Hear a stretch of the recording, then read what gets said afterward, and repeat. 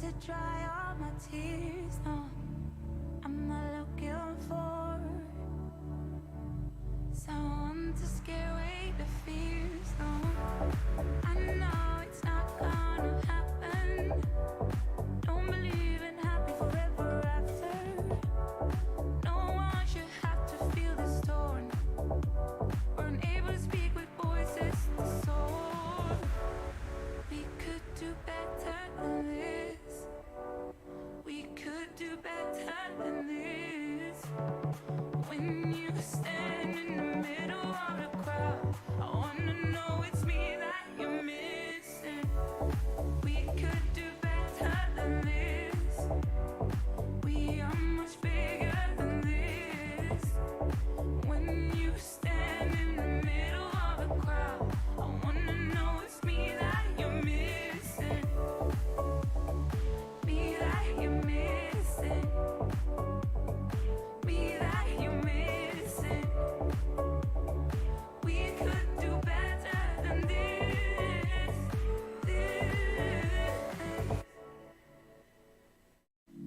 It's not that you're not strong, or that you know what I need.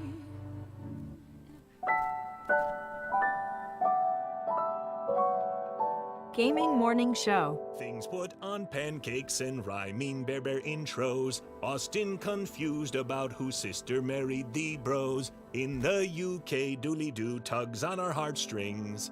Gaming Morning Show is one of our favorite things. It's Paul. It's Paul.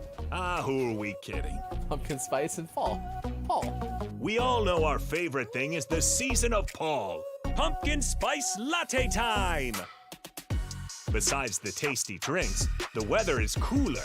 We get the most time where it's cooled off, but it's not always rainy. Sometimes it's rainy for part of the day, but then it dries up and it's just a nice, cool, cloudy day. I like that.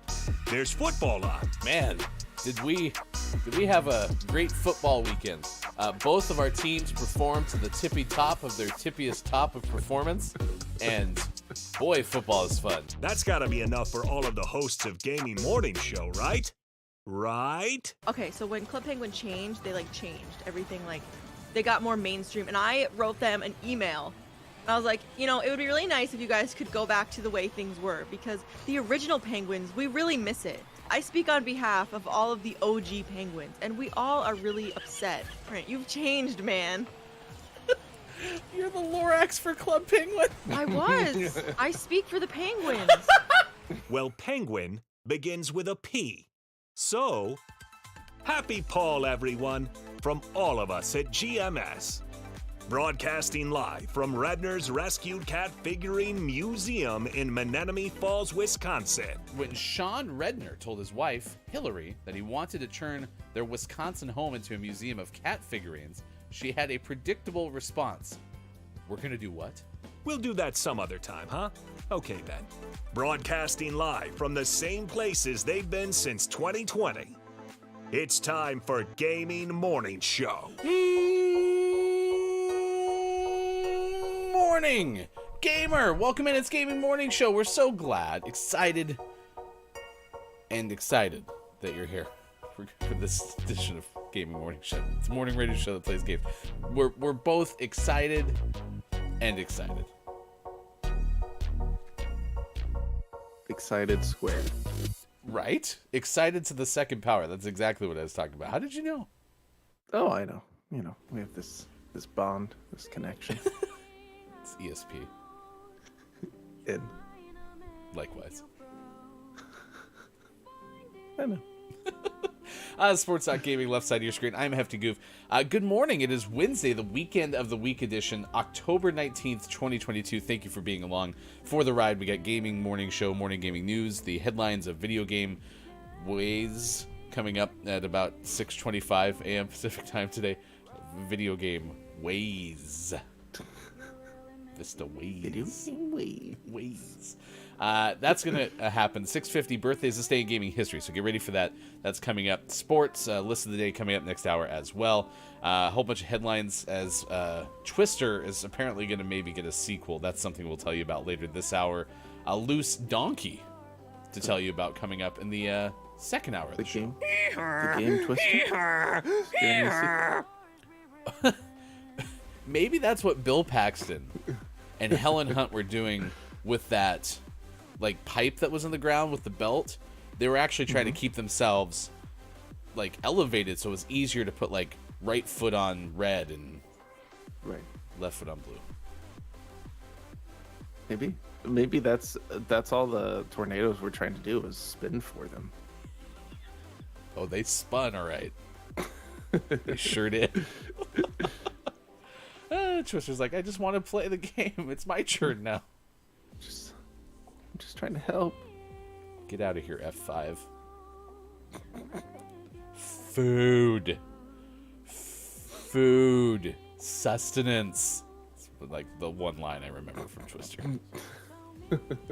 Don't know why. Good morning to Scott Chick and I am JF Downs, both opening up the show 57 after 5 o'clock for Scott Chick. First, Element of One is here this morning. Drew Mega, Groggy or Die. It's great to see so many folks who are here today. It is National Kentucky Day, and so many times people will see me wearing the UK hat that I usually have on, especially on Mondays and Thursdays. That's a Kentucky Wildcats hat, which is based out of Kentucky, which is, I believe, where Groggy constantly tells me that I should go so Groggy can just take care of me for a week. So, okay, I guess, if I have to. National LGBT Center Awareness Day, National Seafood Bisque Day, which, by the way, Bisque. It's a fun word to say. Bisque. Bisque. Better. I like Biscois much better. I'm going to go to a restaurant next time that I can order. Honestly, I don't really like bisques. I like chowders better when it comes to seafood soup. Even better, you ask the server, do you have any seafood biscuit? And they go, oh, do you mean bisque? You go, ew, no, I don't like that. I'll just get this. I'll take the chowder. Support your local Chamber of Commerce Day, Medical Assistance Recognition Day, and this is one of my favorite ones that we've had in a long time because it rhymes. Bra Day USA. Nice. Bra Day USA. I'm surprised there aren't more days of the day that just end in USA for no reason. That's we like.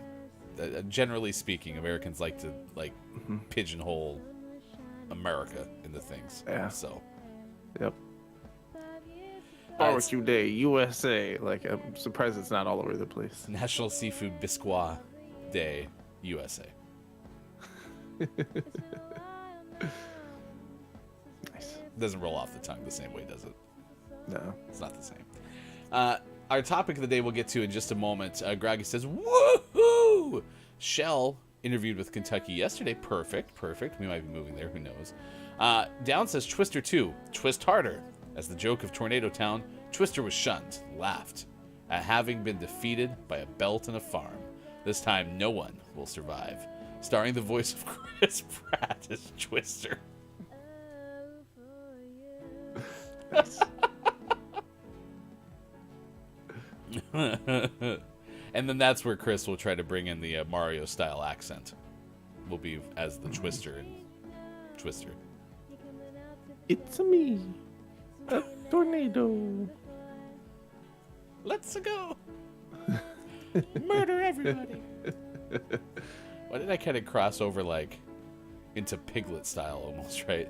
Let's go murder everybody. I don't know if that's Piglet or something, but it's not Mario, so. That's right, neither is Chris Pratt. Scott Chick said, I read the title as Haggis Day and was very excited for a moment. Now I'm sad. Okay, well, let's get to the topic of the day so you all know. It's Hagfish Day.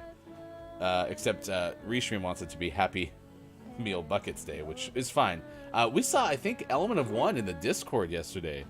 Got one of those. I think got the ghost one. What's the ghost one? They all had like fun names, like McGhoul or something. McBoo. I don't remember. There it goes. Hagfish Day. We're asking you what's your favorite and least favorite sea creatures. That's the topic of the day. Yeah, I didn't even try to go get a boo bucket. I'll be honest, I kind of forgot yesterday. Yesterday was chaos. Just utter chaos. Yeah, I didn't try either. I informed my wife about the buckets, and then we talked about them on the show, and it's like, oh, we should go to McDonald's and get it for the kids. She goes, nah, we don't need to do that. Oh, okay. Wah, wah. Guess I'm the only one that remembers the buckets. I mean, I definitely don't. So I didn't even ask Hefty Wife, though. I should, but Hefty Wife has less memories of childhood than apparently your wife. So I'm pretty sure I could be like, do you remember those? Actually, you know what? This is the kind of thing that she would remember. Probably. Yeah. I'll bring it up. We want to know what your favorite, least favorite sea creature is. I bring that up because apparently the hagfish is not necessarily... It's not the most amazing looking thing that's been made on this earth. And if you go to nationaldaycalendar.com, which is where we got today's particulars, the image that's on that page for Hagfish Day is very, like, ugh. Gross. It's not... I hesitate to use the word attractive because I think that that's the wrong word, but it's interesting looking. It's gross. Yeah. And you already have, like, with sea creatures, you already have, like, a texture thing going on because a lot of stuff is, like, kind of by nature slimy, right? And that thing looks slimy. Yeah. It has a weird mouth. Lots of, like, suction-y teeth. I think we gotta find some positive. What's something good you can say about the hagfish? They live in the ocean and not near us. They're far enough away from us that we don't have to interact with them. Groggy says every negative feeling Ryan has for anything on this planet is related to texture. That could be true? Maybe I have a little bit more of a texture issue than I realize. Because, like I said, I mean, I don't like a lot of sauces and stuff because they make things soggy.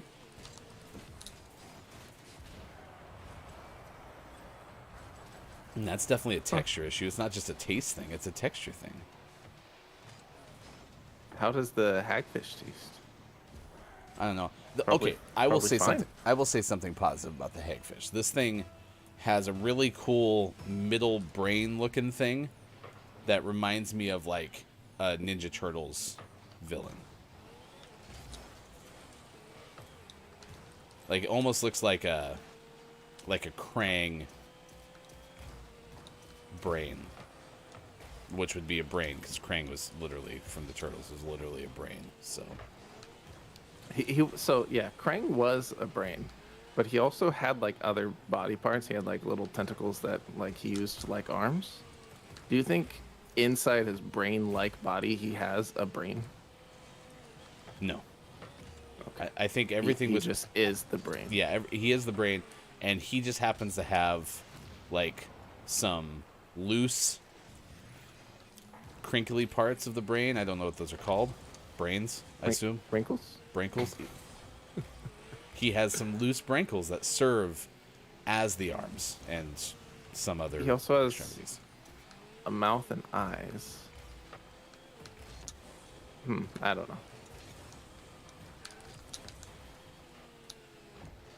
That's I have my suspicions. centered.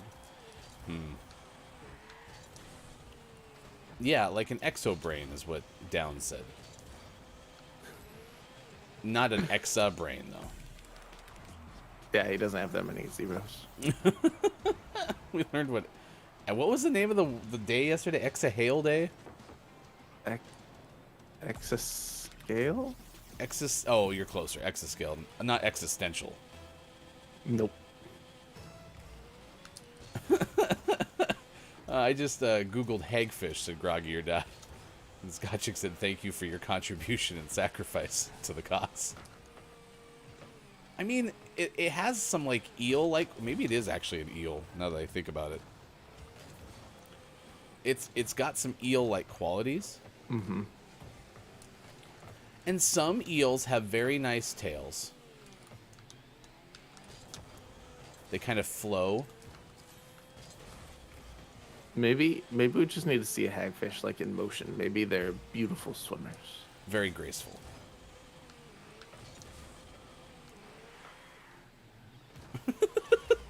Dal says eels are all tail. I mean, that's not wrong. It's a lot of tail.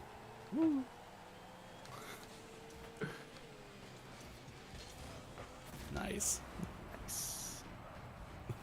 See, Steven's 15. Why is he old timey? It just is. It's interesting to see what I perceive to be maybe just like a last name as the name. But then that would mean I translate things to like, I am JF Downs. So that doesn't make any sense. Groggy or Die just said, Ryan, it looks like a... Never mind. I'll DM you. That's impressive. Impressive from you, Groggy. Way to hold down the PG-13 rating, I assume. The comments I have are not PG, but are they PG-13?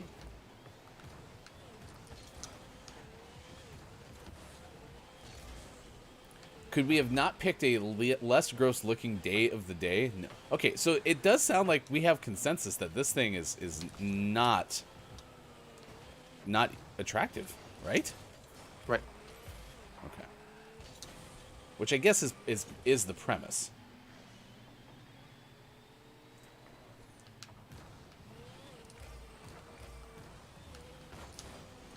All right, so let's answer the question, chat. What is your favorite sea creature? Because I imagine many of you will pick a sea creature that is not of the look of the hagfish. Yeah. Least favorite sea creature is easy. Any jellyfish. Oh my gosh, we have the same answer. I hate jellyfish.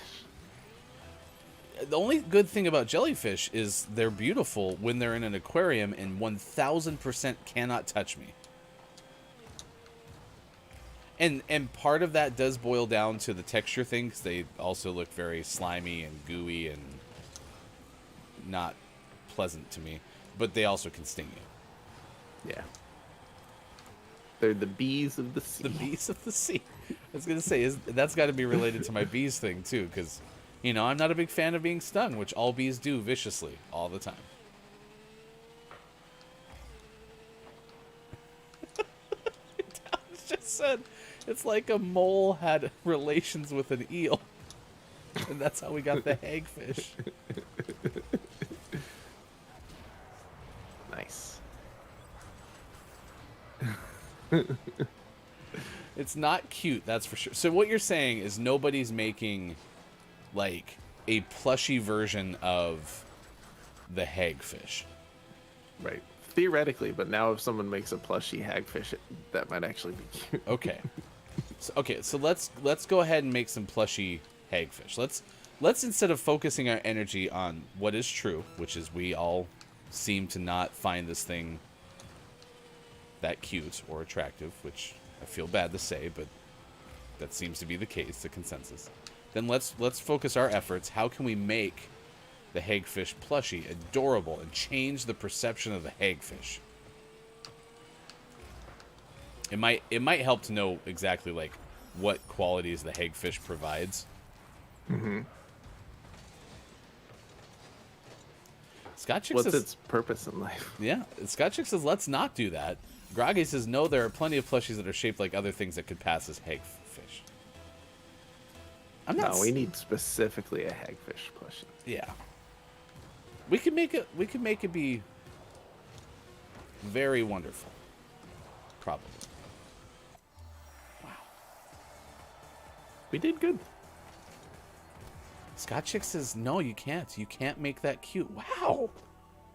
I'm gonna find a cute hagfish plushie.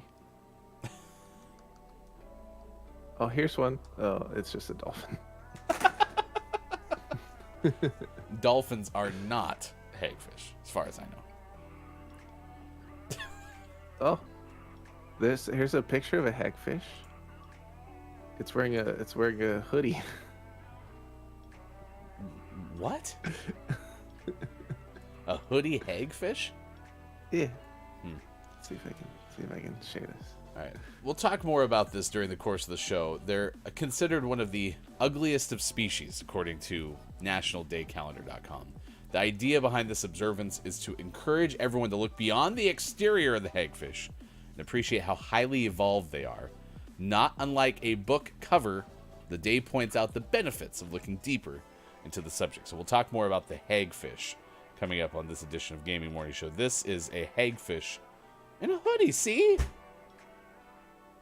He's just chilling. And when you draw the face shape to kind of have like a bobcat-esque look, Lynx. Okay. Nice work, Sammy. Or if that's the name of the creature, I don't know. I think that's the hagfish. So, there you go. Okay. We gotta get the news. Scott Chick is triggered, man. We have not started out the day strongly with our topic of the day. It's 6:27 now, 9:27 out east, 2:27 for those watching GMS in the UK. Let's get the news. Here's hashtag video game expert Sean. Good morning. It is Wednesday, October 19th, 2022, and this is your Gaming Morning Show Morning Gaming News. We got an update. We finally got some information about the PlayStation 5 DualSense Edge controller. This is the PlayStation version of like a Pro controller, an Elite controller. Well, we have the price information, and that is $199.99. We also have some release date information, and that is January 26th to be specific. So this isn't far off from where I was assuming it would be, and probably most people were assuming it'd be. It's kind of in that kind of premium controller range, so $200 is about right, I would say. And release date, January's not bad. I wish it was sooner because I want to have it sooner for Call of Duty, but that's okay. January's not bad. You can pre-order them starting next week on October 25th, and then it will release on the 26th. We also have some information as to what it'll include. It's going similar to kind of the Astro model, where you'll get all of the extra things, so you don't get to just like build it and specify. You're going to get a whole host of different parts. Of course, you'll get the controller itself. You'll get a USB braided cable.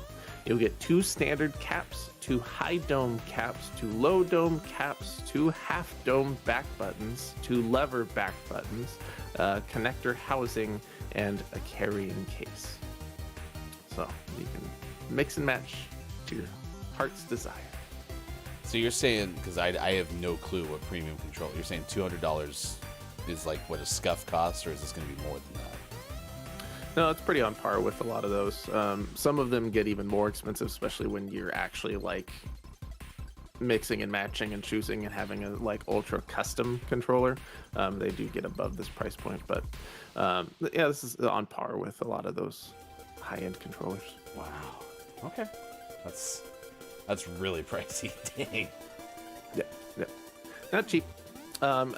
Releasing at the same time will also be the replaceable stick modules, which will cost $19.99. Which is great for a controller like this if you're going to pay a lot of money for it to have issues like stick drift, for example. And you're like, great, I spent $200 on this, and a year later it has stick drift. That would suck. But $20 to replace the stick module, that's not bad. Okay. Yeah, I mean, yeah, and it's repairable in that regard, right? Yeah, absolutely. So I do like that, because nothing's more frustrating than getting something that you can't repair and you end up throwing a whole bunch of plastic away. So that's cool. So we'll be checking that out. I am excited for this to have a first party controller with back buttons. Will be great. It's been Long time coming. In our next news story, speaking of things that are coming at some point in the future, The Sims 5 is in early development, and it's codenamed Project Renee. This is from Cass Marshall of Polygon. After 8 years of The Sims 4 and its various expansions, fans have started to wonder what's next for the classic life simulator franchise. Well, now we know that Project Renee will become The Sims 5. Maxis, the developer behind The Sims, came out and presented this fact this week. The preview of Project Renee presented at the summit that they had this week focused on technical systems like building and customization. They didn't show off any actual Sims themselves. The preview showed a player customizing a room, and it looked very different than the current buy and build mode in The Sims 4. In one example, the player was shown taking apart a bed to manually adjust the shape of the headboard and the texture of the blankets. In another, the player was able to decorate a couch by picking the right throw pillow and then adjusting it carefully so it landed just right. And then the sim went hiya to give it the little like. Why do people want to do that with the pillow? I saw that the other day on TikTok. I don't know. Is that the ideal pillow shape? With the little like The pointy butt ears? crease? Yeah, I don't know. It's Yeah. a thing. Someone was like, you have to chop your pillows. And I was like, we do? Why? I like Have they my been? pillow shaped. Are the pillows evil? You have to karate chop them? I don't know. Do you have to say hiya when you do it? Well, if you're telling me, because you've said this before, that if every time a cat stretches, you have to go, ooh, big Ooh, stretch, just a big stretch. then Yeah, yes, apparently you have to. You have to high out pillows. Yeah. So this is exciting. It's more Sims, and they'll be innovating in the way you build and create and decorate, and that's exciting because there are a lot of people that play The Sims solely because they like to do that stuff. So it'll be cool. I saw another story. I don't see any of the information on here, but someone else that covered this announcement was talking about babies in The Sims. And in The Sims 5, babies are going to be more like actual people rather than just objects. So that'll be interesting. Okay. I don't know enough about Sims, but that sounds bad. So Yeah, it's basically like the baby is. you're You're like, oh, where'd I leave my wallet? Yep. And my baby. Oh, I left them both in the drawer. I should go I got a new purse. I got a new baby. babies. They're little. They are. And just objects. Wallet size. In our last news story, Warner Brothers Games has announced a new Mortal Kombat game, Mortal Kombat Onslaught, which is a mobile exclusive RPG. Gonna need to get you that backbone. Well, but well, tell me more about it, because I have this perception of what this is, and then I might be wrong. So tell me more about it, and then I'll give you that thought. It's a mobile exclusive Mortal Kombat experience. It's described as a collection role-playing game where players build a roster of fighters from the MK universe and, quote, unleash them in massive real-time group battles, end quote. It's more than just battles, though. Onslaught is also said to feature a cinematic story experience where fighters have to defeat a, quote, dark and dangerous threat, end quote. Okay. So it's not one of those ones like where you hit a button and then everyone starts hitting each other and numbers come out of the top of their heads. Like, because that's what I envisioned was like you build this thing and then it's like, okay, we all have to attack the dragon, right? And I don't know if that's the kind of game that I'm gonna have success with. No, I don't think it's like that. Okay. That's like a real-time strategy game.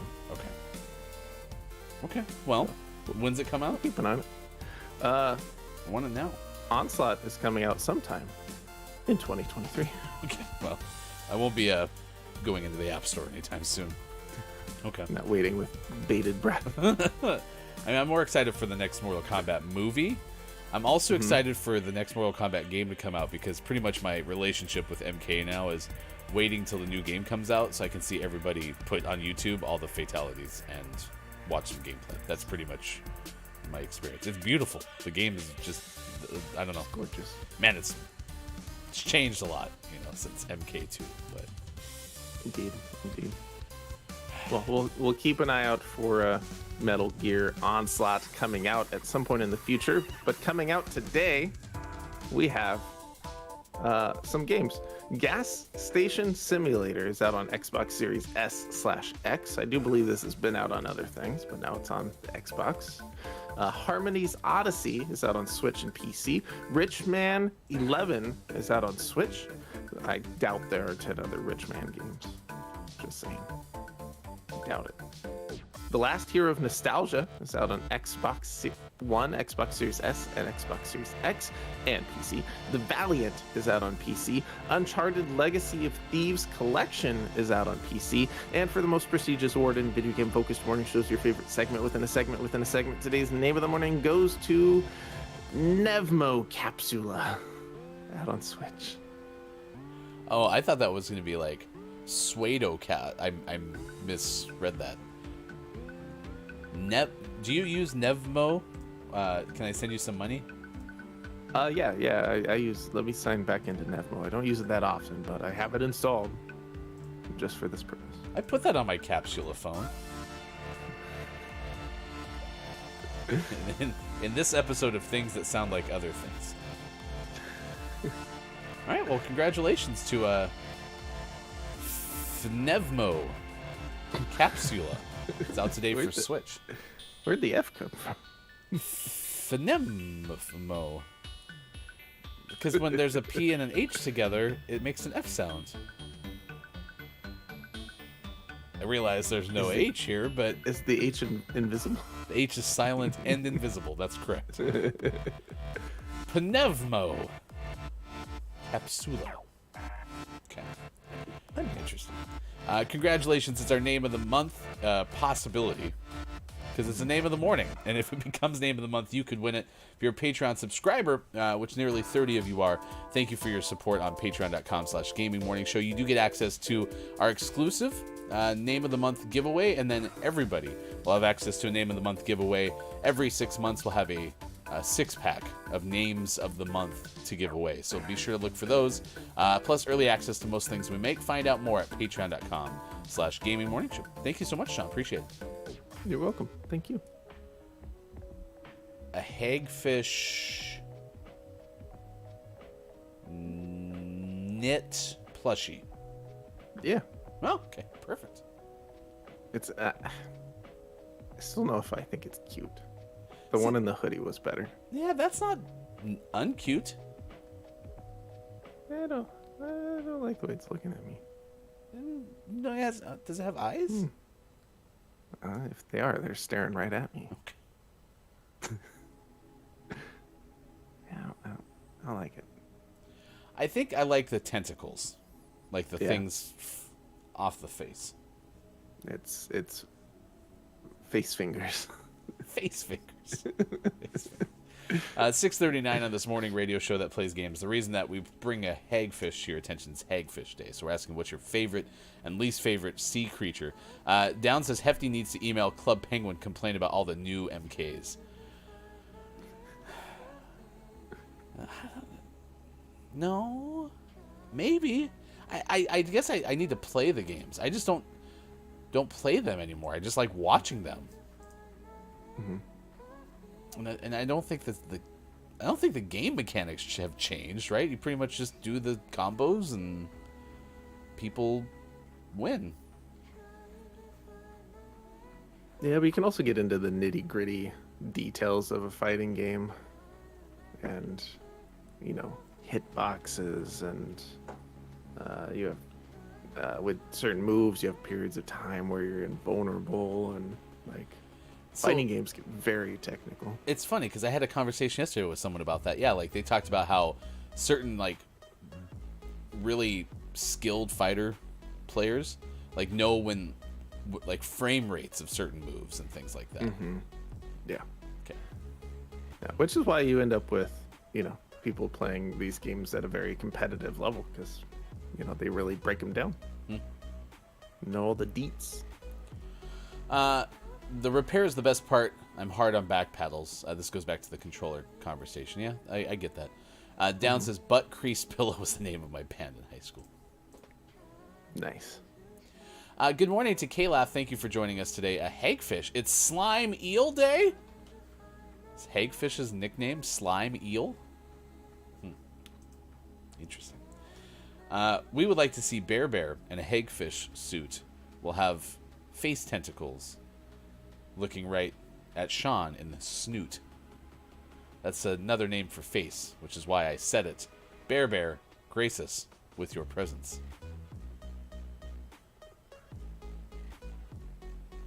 He's not dressed up like a hagfish. Kind of disappointed. Yet. He's not dressed up like a hagfish yet. Nice. We still have our 2 costume change periods, so. All right, it's 6:42 on this morning radio show that plays games. You can news if you wanna. Here's the story that we're tracking at this hour on this Wednesday. It's Weekend of the Week edition. Twister might get a sequel. Apparently, it might be called Twisters. Play with the aliens route. Which I don't dislike, only because too often there's twos. But this one's interesting because, yeah, you try to tell the lore. It's like, what movie did you watch? I watched Twister. Oh, you watched the 1998 blockbuster starring Bill Paxton? No, I watched Twisters. It's apparently in development. Universal Pictures, Amblin Entertainment, the gathering strength at the studio has attached the Revenant screenwriter, Mark L. Smith, to write the script. An individual with knowledge of the project told The Wrap, this is from Brian Welk of The Wrap, news of a sequel to Twister first broke in 2020 when Top Gun Maverick filmmaker was in talks to direct but has since exited the project. The individual adds that the studio is currently meeting with other directors in hopes that the film can begin shooting by the spring. Deadline in a report on Monday listed candidates such as free solo directors Jimmy Chin and Elizabeth Chai, Vassar Helyi, as well as Leica's Travis Knight. Though one of the names floated in the report is 10 Cloverfield Lane filmmaker Dan Trachtenberg on Twitter, though denied being involved in making a sequel.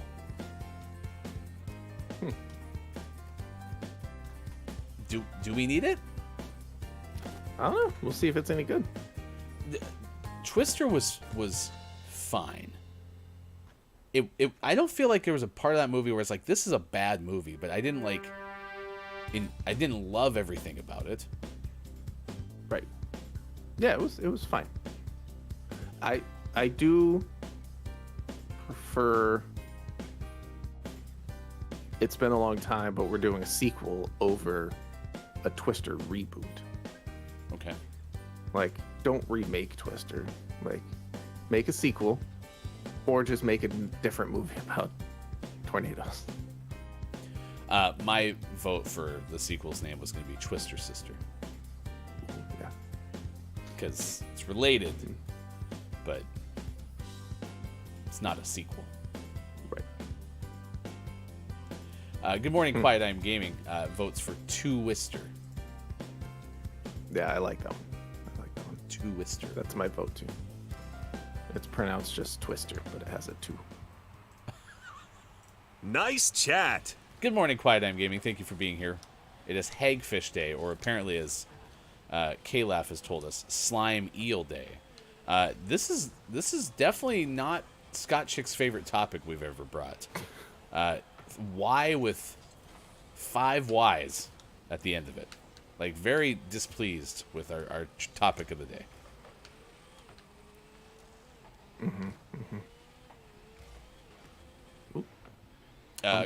According to Downs, maybe Leo will have to live inside the Twister this time.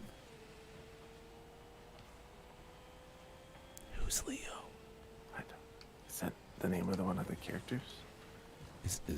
Is that like Leonardo DiCaprio is going to be in the sequel?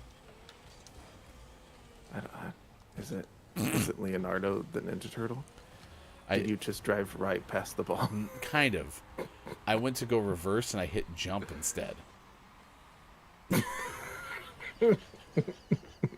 I didn't. Nope, that's not even true. It's like the ball was coming in. You were like, oh, and hopped over it. No, it's like, excuse me. Sorry, I was in your way. Don't want to get hit by the ball. I didn't mean to go backwards because I was going forwards. I meant to flip forward, and I just jumped instead. I screwed up. It's Leo's fault. Who's Leo?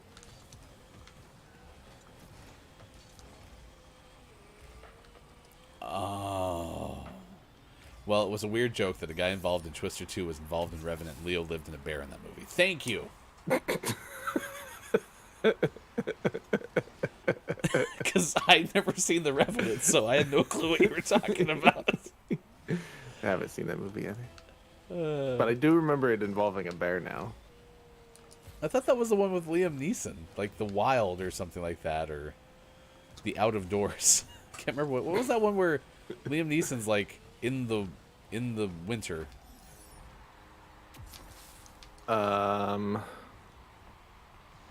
The Gray with tacos. King Thanks, Gray? Down. Thank you, Gray. I'm just kidding. I know Down said it. All right, Hagfish slime. We have a link for that on YouTube. Oh no! Hey, Scott Chick. Just when you thought the discussion around the hagfish couldn't get any worse, we have a YouTube video link for you to watch slime that I'm assuming protrudes from the slime fish. I'm sure it's not that gross though.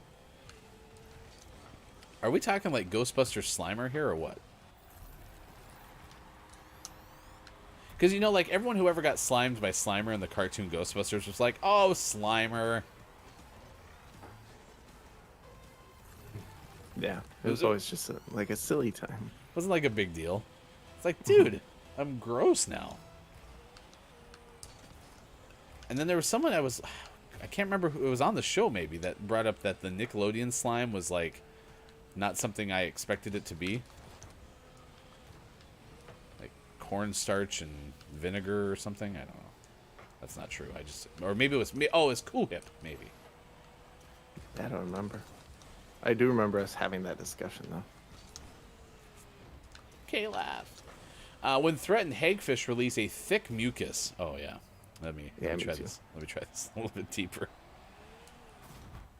When threatened, hagfish release a thick mucus from glands throughout their body that clog the gills of would-be predators, who let them go rather than suffocate. Gross. It's not pleasant, though. Okay, I guess we gotta talk about the benefits of the hagfish, because I feel like so far all that we've been doing is dogging the hagfish, and I feel like the hagfish at least deserves some sort of,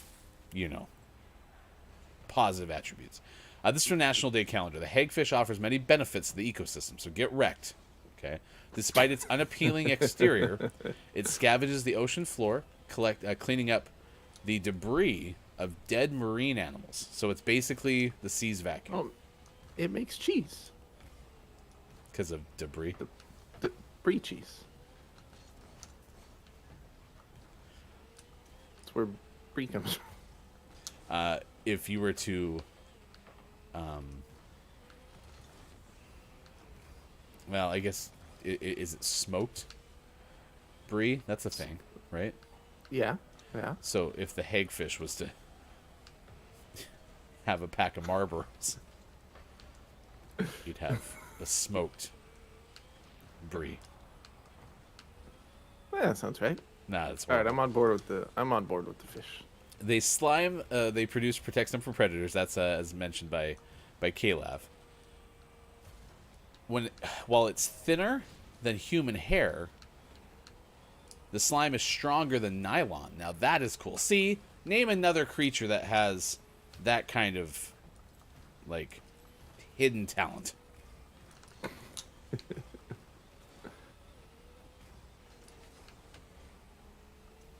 See, you can't. Except for a spider. Other than that, though, Downs. Silkworm. And other than a silkworm, you can't name one, can you, chat?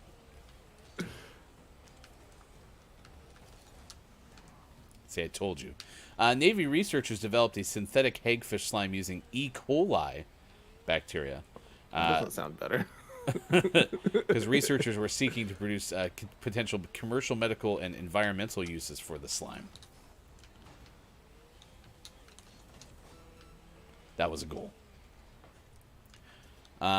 Navy researchers developed that synthetic, as I mentioned, hagfish slime.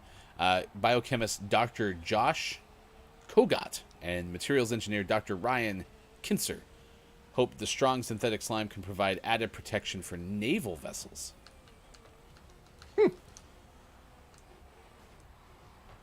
Oh, nice. Thank you. I'll take it. You got me another assist.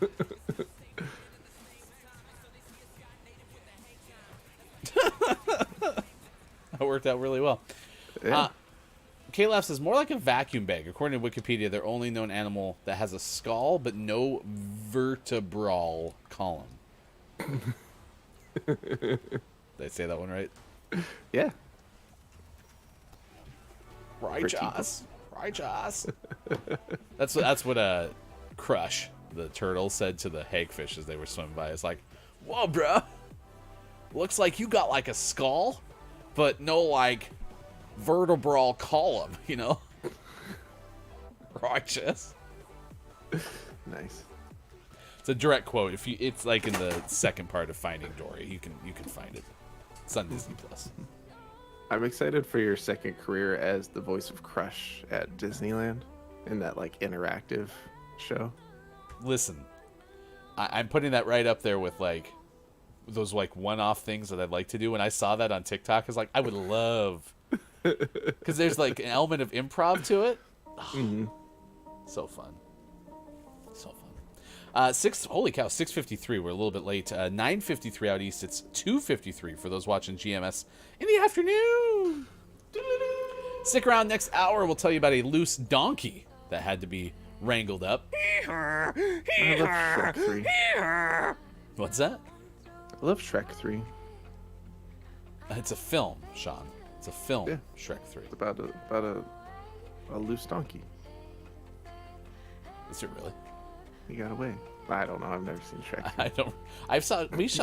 You and I went on a vacation. Mine was 2 weeks. Yours was 1. And we met up in South Dakota. And during that time, we watched Shrek 2 13 times.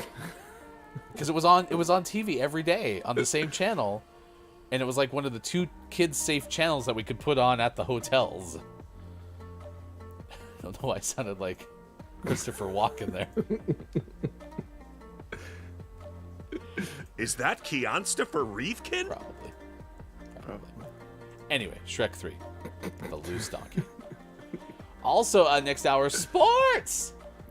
And list of the day, we'll tell you about the top 10 worst and most dangerous sea creatures. But right now, it's time to get birthdays in. If you have a birthday to celebrate, someone you know who is getting another year older today, please let Sean and me know, because we would like to celebrate with you. You can also follow us on Twitter at WatchGMS. Today, from the audience, there is a birthday to be celebrated. And that person was in the chat earlier this morning, so it's good to see you today. The recent acquirer of a McBoo Halloween bucket. That's right. Today is the Element of One's birthday. Woo-hoo! Happy birthday, Element of One. Thank you so much for being part of this audience, and thank you so much for being on GMS Tuesday nights a couple weeks ago as well. It is Wednesday, and many times Element will also be doing a show on Wednesdays. I did see, unfortunately, that I missed that Elle was doing like a subathon for this birthday earlier. Like it might have been either earlier this week or late last week, or else we would have given some more shout outs. But check out Elle streaming on Twitch. To you, the Element of One. It's your birthday song. It isn't very long. Doot, doot. All right, Element, hope it's a great day. Celebrity birthdays wise, today is the birthday of one John Lithgow. Lithgow turned 77 today. And he recently starred in the FX series The Old Man. See, I remember John Lithgow mostly from Third Rock from the Sun, and like that's a tough distilling of John's like credits, because John's been in a whole bunch of stuff. Yeah. he's been on. He is in a bunch of stuff I don't recognize, like Heavyweight, Dirty Rotten Scoundrels, The Sweet Smell of Success. Not to be confused like the sweet smell of a hagfish. Yeah, he was in that too.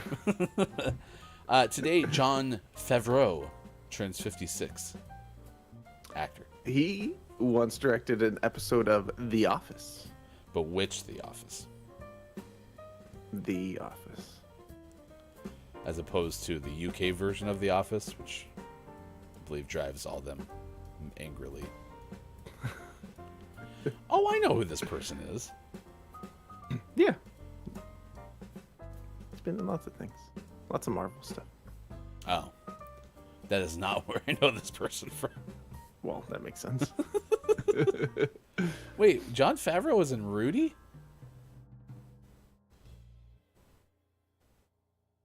Yes? What did he play? Jon Favreau is Dennis D. Bob McGowan. Oh, yeah, look at that. That was a long time ago. I just tried to look up Dennis D. Bob McGowan, and the first result is Dennis McGowan, account manager, medical and life sciences on LinkedIn. It's probably him. All right. Happy birthday, Jon Favreau. Today is also actor Chris Kattan's birthday. Turns 52. His father was actor Kip King. I guess I didn't know that. It's a fun fact. I guess. It's a fact, at least. Actress Gillian Roberts turns 40 today.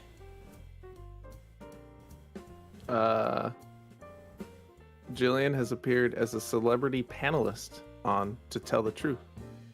Also, her name's Roberts? Jillian, did I say Roberts? Jacobs. Yeah, you didn't say her actual name. I'm trying to figure out where it came from. Did I say Roberts? Now I'm doubting what you said, but it definitely wasn't Jacobs. All right, well. Caleb, what name did... Roberts. Okay, I'm not losing my mind. Yeah, I have no idea where it came from. I'm looking around at all the other names, trying to figure out, like, all right, did he mix match Jillian and someone else?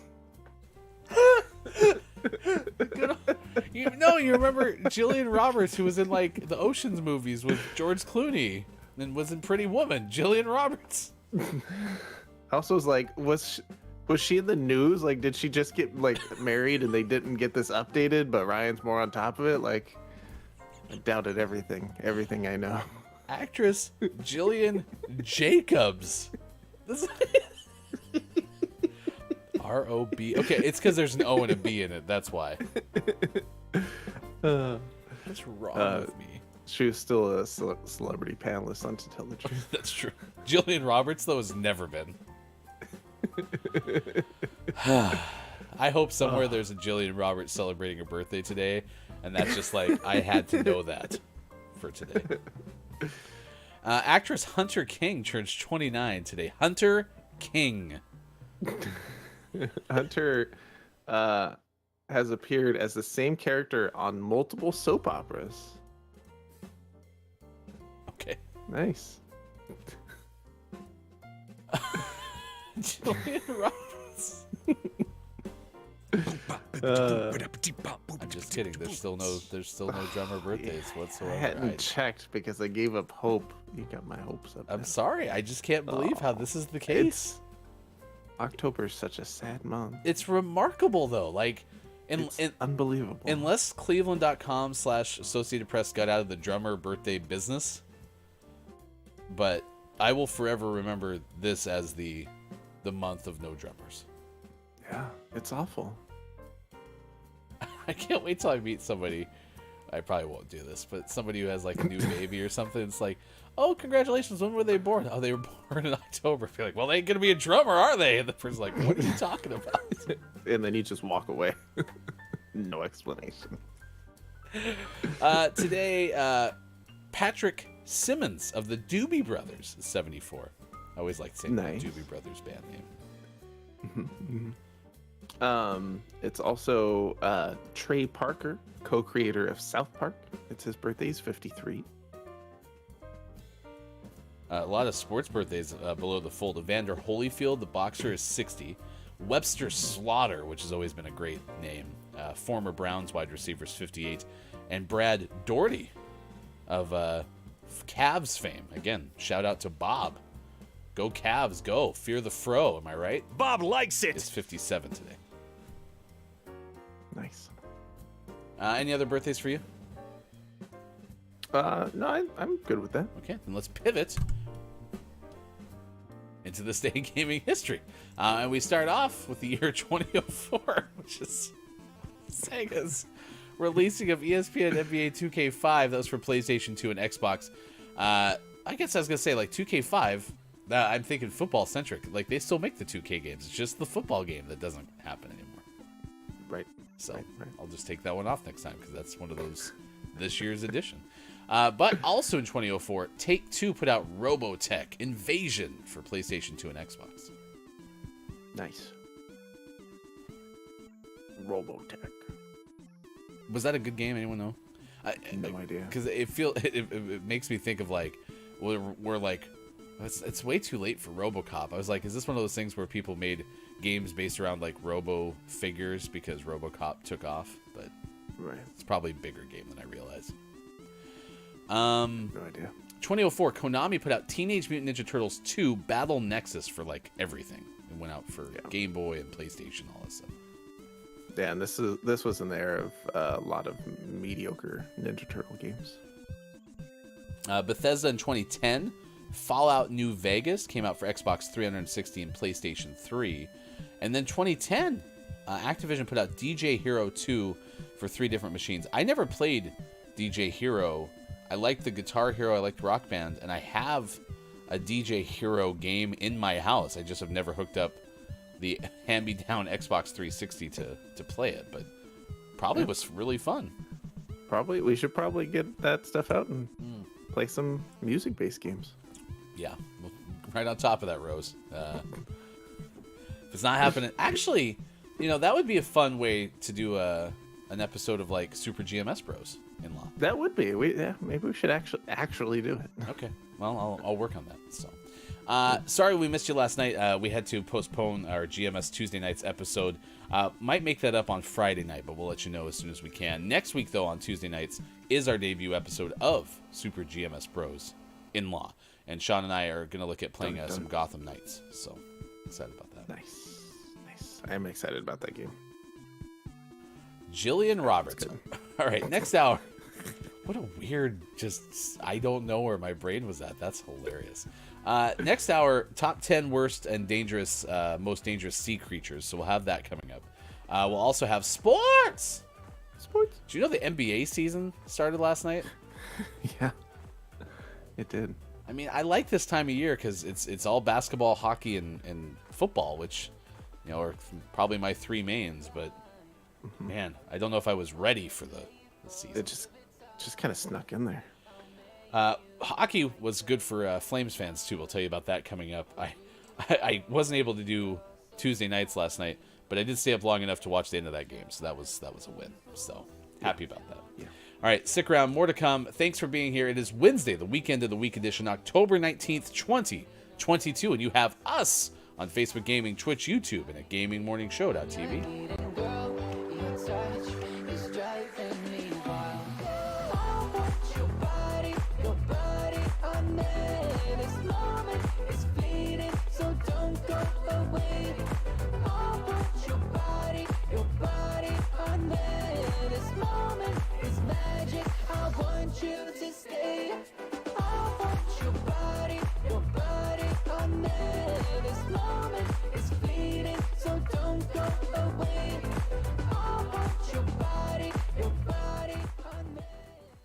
I can do my Darth Vader too. Ready?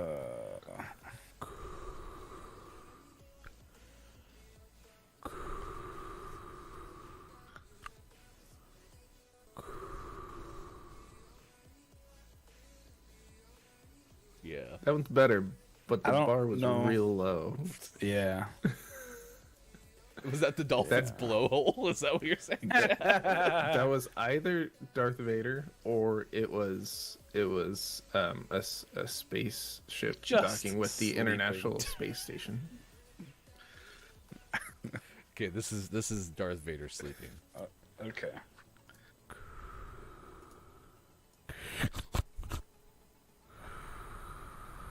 Something went in its mouth.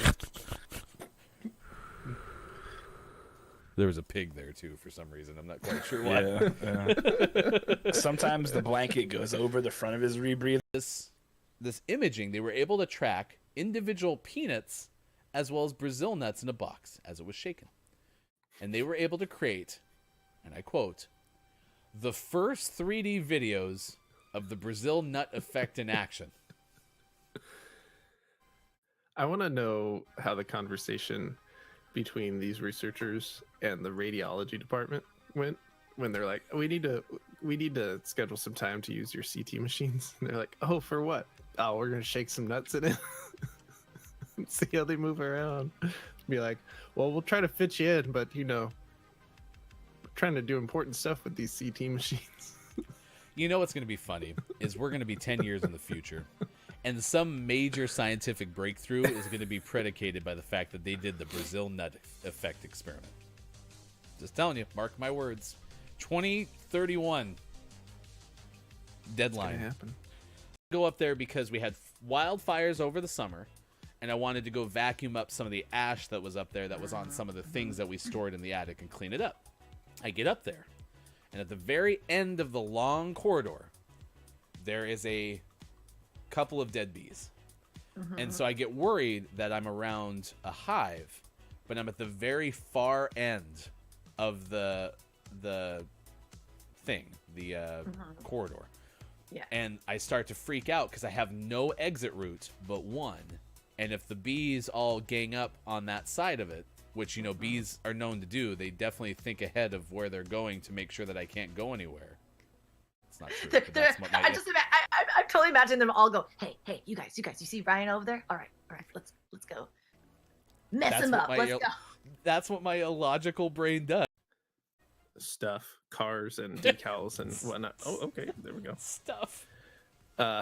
Is going to be available for Rocket League today, so check that out. That'll be available. The pack will be 20,000 of whatever they're called, because now there's a cat in front of the screen, but there's 2,000 of those. Whole lot of cats. If you want that. Oh, okay, that's my hand. And then a woman. Oh, now you're just laying on it. Oh, pushing buttons.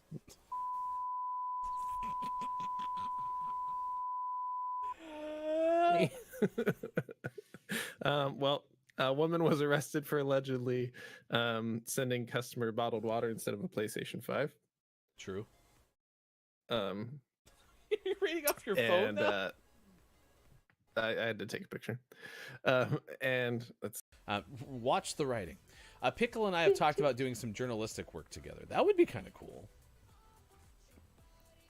You could write long form features for the Gaming Morning Show, Morning Gaming News. Huh?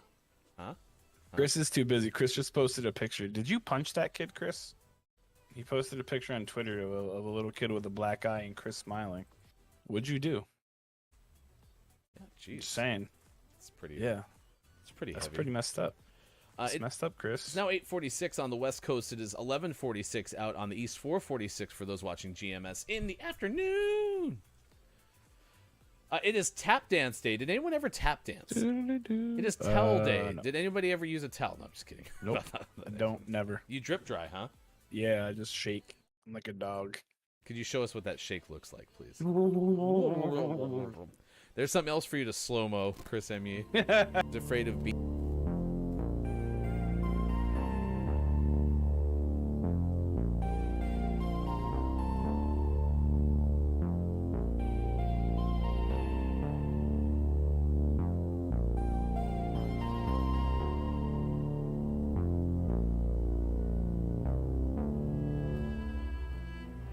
Tonight, on I Guess We'll Never Know, we go inside the unsolved case of a sibling rivalry. A misunderstanding between brother and sister that led to destruction. Mom, have you seen my Furby? What started as a practical joke turned deadly. Copia said, my sister tried to convince me that it was based on a witch in the woods near my house. I boiled her Furby in response. It was premeditated. Turns out, it was third-degree murder. The eyes and beak melted slightly. A special GMS event. Furbicide in the forest. Only one Furby was harmed in the making of this promo. Or was it? The truth is, you can't kill a Furby. It's behind you!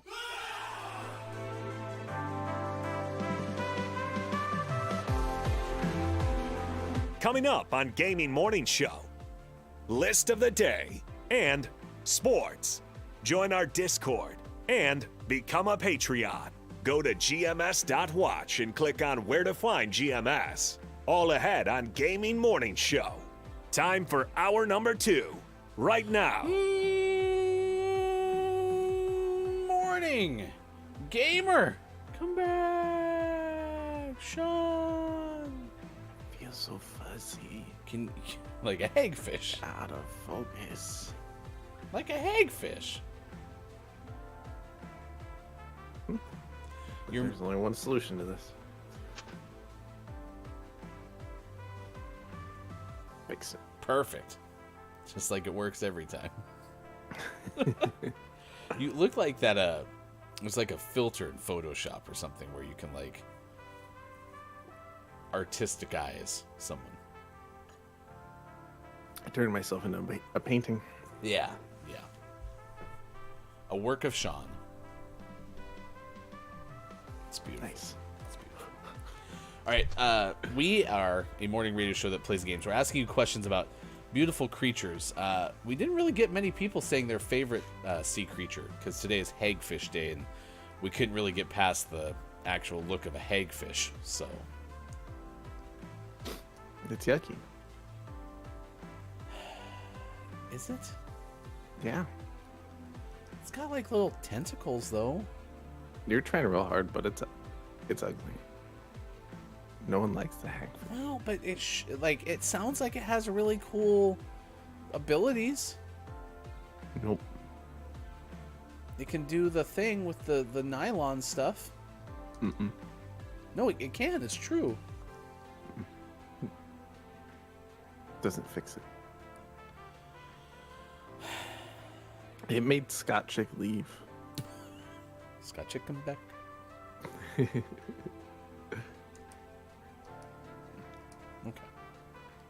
Oh no! No, I just thought of something. Favorite dolphin from Quiet Time Gaming. Least favorite anything in the deep ocean. Like the hagfish.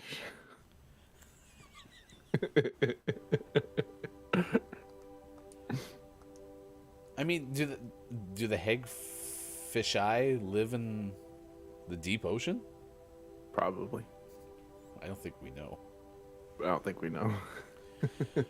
Happy birthday, Element of One. Element says, I answered it. Let's see. Answer to that question was Batman.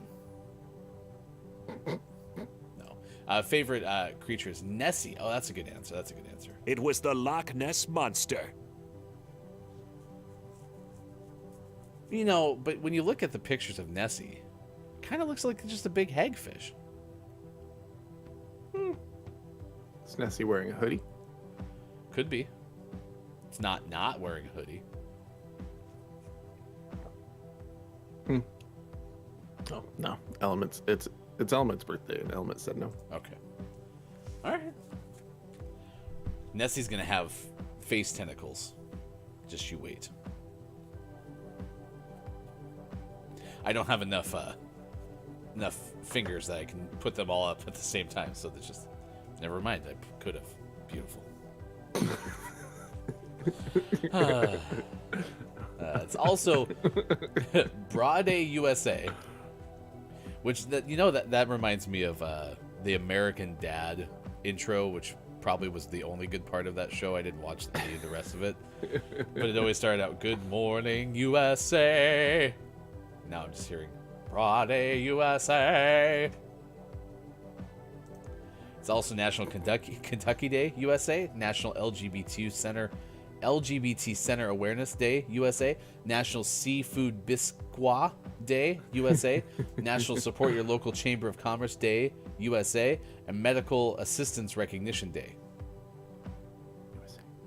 USA. I especially like the ones that are National Blank Day, USA. We get that national in there twice. Yep. Yeah, double.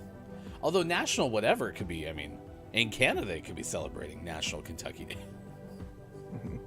Probably. But not National Kentucky Day, USA. No, that's ours. Damn it. Ugly sea creature, Davy Jones says Element of One. Mr. Doc Gaming, do you believe in ghost stories? Because you're in one.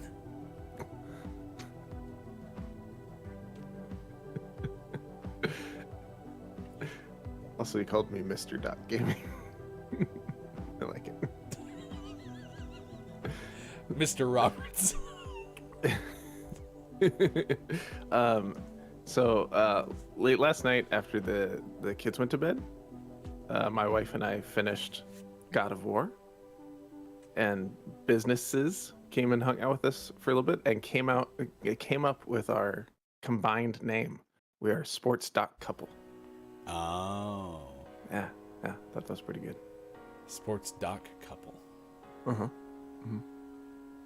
Yeah. Okay, I'm on board. Yeah, we liked it. Element says off stream. Wait, what did I miss? This is on Sports Gaming's channel. Yeah. Elle was there the night before when we played some. But yeah, we played last night. It was a little bit later. So go there if you haven't followed already, twitch.tv/sports.gaming. Tell a friend, and as soon as you hit 50, we're going to try to turn on the old affiliate push. So, Well, the affiliate pushes to get to 50. Oh, I thought you had to have like a certain amount of concurrent viewers. You need to stream in a 30-day period. You need to stream 7 unique days for 8 hours with 3 or more viewers on average, and then 50. So, but do you have the 3 viewers part done? No. So, but if we did a long stream of like 12 hours where people came and followed and viewed, we'd probably put that average well above 3. Okay. Yeah, that's what I was thinking, was that would be like the push part, but I'm with you. So anyway, tell a friend, let them know.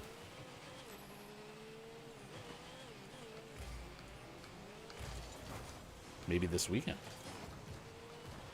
Maybe.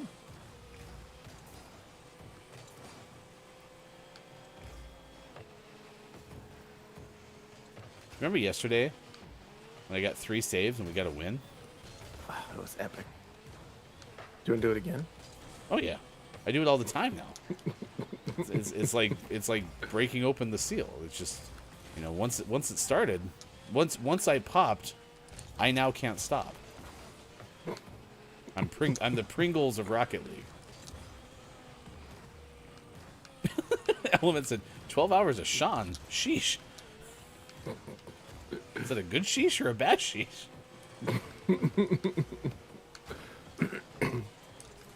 Helmet's like, we can't handle 12 hours of sports doc gaming. Hey, was God of War, though, the ending of it all you imagined? Hold on, concentrating. Yeah, it was fantastic. It was a really good. And I don't, however, recommend, if you're looking to play God of War, don't play 75% of it and then put it down for 4.5 years and then pick it back up. I don't think that's how they intended it to be played, because it felt like something was missing. But it was fantastic. And the reason we pushed to finish it is because the next one comes out in like a couple weeks, and we'd like to play that one.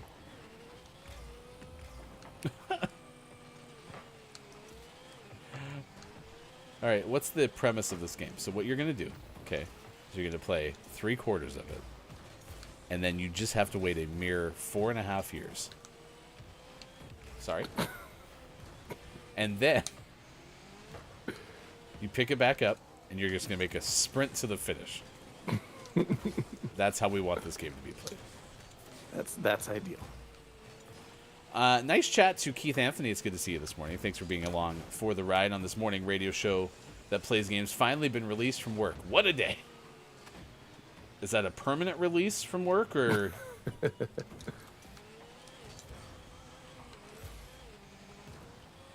It's National Hagfish Day, so we're asking you, what's your least and favorite sea creatures?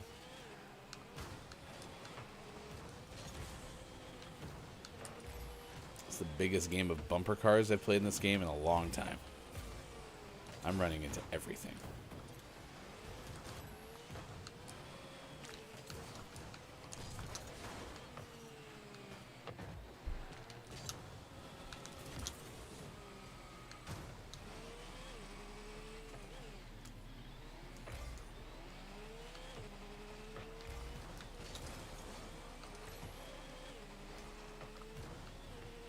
Look at my goalie skills that I have acquired over the years. Did feel like years. Got underneath that one. Good morning to King Gray. It's good to see you. Nice chat to you as well. Thank you for being here on this Wednesday. This is the Weekend of the Week edition of the show. Nice chat! Oh, we talked about Gray earlier. We did. The movie version. We love the royal version of Liam Neeson's movie, which is what you provide us, King Gray.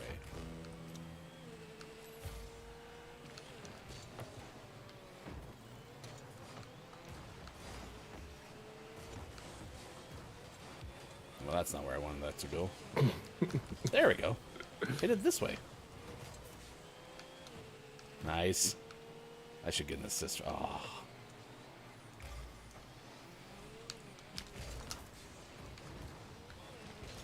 I tried my bicycle kick. I failed.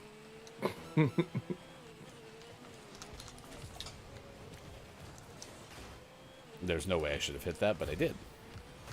And that's all that matters. Yep. The physics don't make sense, but it happened.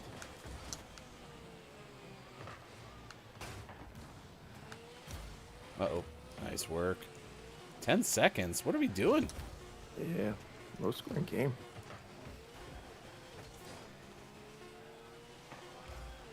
Score from there, Sean! Oop. That counted as a save for some reason. Of course it did. When you don't need them, they count. That's what I'm saying. It's ridiculous. 7:24 West Coast time. It's 10:24 out east. It's 3:24 for those watching GMS in the UK. Thank you for being here this morning. Keith says the seasonal store remerch, so had to remerch all store aisle to seasonal plans. I bet that is an adventure every single year. Every single year, I bet. I have a day off tomorrow, so I shall relax. Relax away, Keith, and I hope it goes pretty okay. How's the save challenge going, Hefty? I am excited to announce that yesterday I accomplished the long-awaited Savior plus Win challenge on the first try. So I was very excited about that, since we didn't have to go through any sort of agony whatsoever to get there. It was super easy. This whole game's easy. Shh. I've never lost. After now. Unless I lose. Nuts. Greg goes, huh? That one. Yeah, that one. I mean, it can't be a worse movie than Ants. What was better, The Gray or The Revenant? No idea. I haven't seen either of those. I mean, it sounds like Leonardo DiCaprio pulled a Luke Skywalker, slept inside of a tauntaun, so...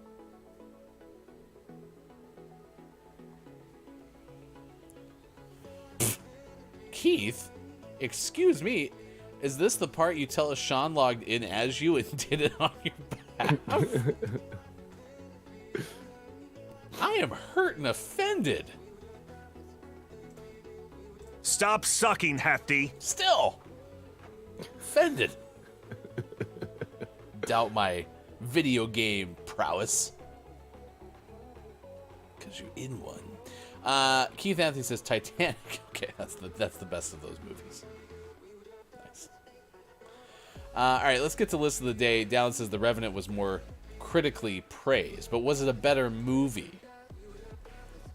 You know, I bet neither of those movies hold a candle to my favorite outside movie, which was definitely the movie with the person who lives in Alaska in the van, which I thought was The Wild, but that's an animated film. Into the Wild. Into the Wild. Nice work. That was a good movie. I watched that on a airplane. That seems like an airplane movie for sure. After graduating from Emory University, top student and athlete Christopher McChildress abandons his possessions, gives his entire $24,000 savings account to charity, and hitchhikes into Alaska to live in the wilderness. Along the way, Christopher encounters a series of characters that shape his life. Wolves of Wall Street is the best movie I've seen in theater in the last 5 years. Jon Favreau, birthday celebrator, is in that movie. Can we get a damn movie with friendly wolves, please? They were friendly in Wolves of Wall Street. They were just trying to get your money. That's why they were friendly. It makes sense. All right, list of the day. Top 10 worst and then most. So these are either worst or most dangerous sea creatures. Is that what I'm understanding? The official list is most dangerous sea creatures, which makes them the worst. Maybe a dangerous sea creature is just looking for love. First, you're on the side of hagfish. Now you're on the side of dangerous sea creatures. I think, are you a jellyfish in disguise? No, jellyfish are evil. That's just what a jellyfish that's about to be discovered would say. Is this like one of those, if you like shine a certain kind of light on me, you can tell that I'm an alien or something? I think the light has been shown. There was a video game like that, wasn't there? I remember a game where you would shine like a light on people, and you could tell they were. It was the Simpsons game. The one on like the Nintendo Entertainment System, like you could shine a light, and then they'd have like the things on top of them, right? Those things, yeah. The alien fingers. Wait, Alan Wake and the Simpsons video game are the same game? I think so. I'm looking this up on YouTube right now. The Simpsons, Alien, Mr. Burns. Nope, that's an episode. The Simpsons, Alien video game. Oh yeah, because you remember it was Bart versus the Space Mutants. God, that game was bad. But what was oh, did you spray paint them? Oh no, it like flipped yeah, okay. X-ray specs. All right, I found it.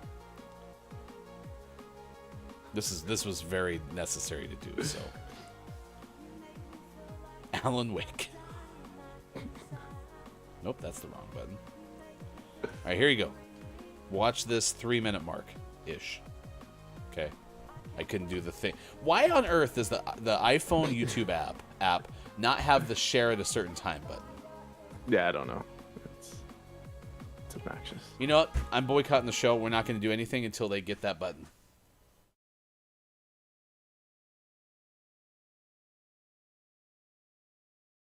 Okay, my willpower is pretty low, but next time, YouTube. Next time. This is from oceaninfo.com. 10 most dangerous sea creatures, which does not include the jellyfish, a very wonderful fish. I'm still watching The Simpsons. 1, The stingray, its only dangerous aspects are a deadly sting that has been known to kill people. If you get rid of that part, the stingray is very lovely. They can be deadly if a swimmer is stung. They typically aren't dangerous, though. So you can't have a list of the 10 most dangerous sea creatures and read the first sentence. Generally, stingrays aren't dangerous. Just don't step on them. 2, It's just the stinging part where you could die. Other than that, really friendly. Number 2 is the lionfish. Has venom on their spines that causes incredible pain. It's a beautiful but venomous marine fish that's sometimes also called the zebrafish or firefish. They're good predators and often a hazard to divers and fishermen. If stung, a human being will experience everything from extreme pain to vomiting, nausea, and difficulty breathing. Did you do this for me? This list? Yeah. Mm-hmm. 3, Ooh, barracuda. I think you did this for me. Nice work.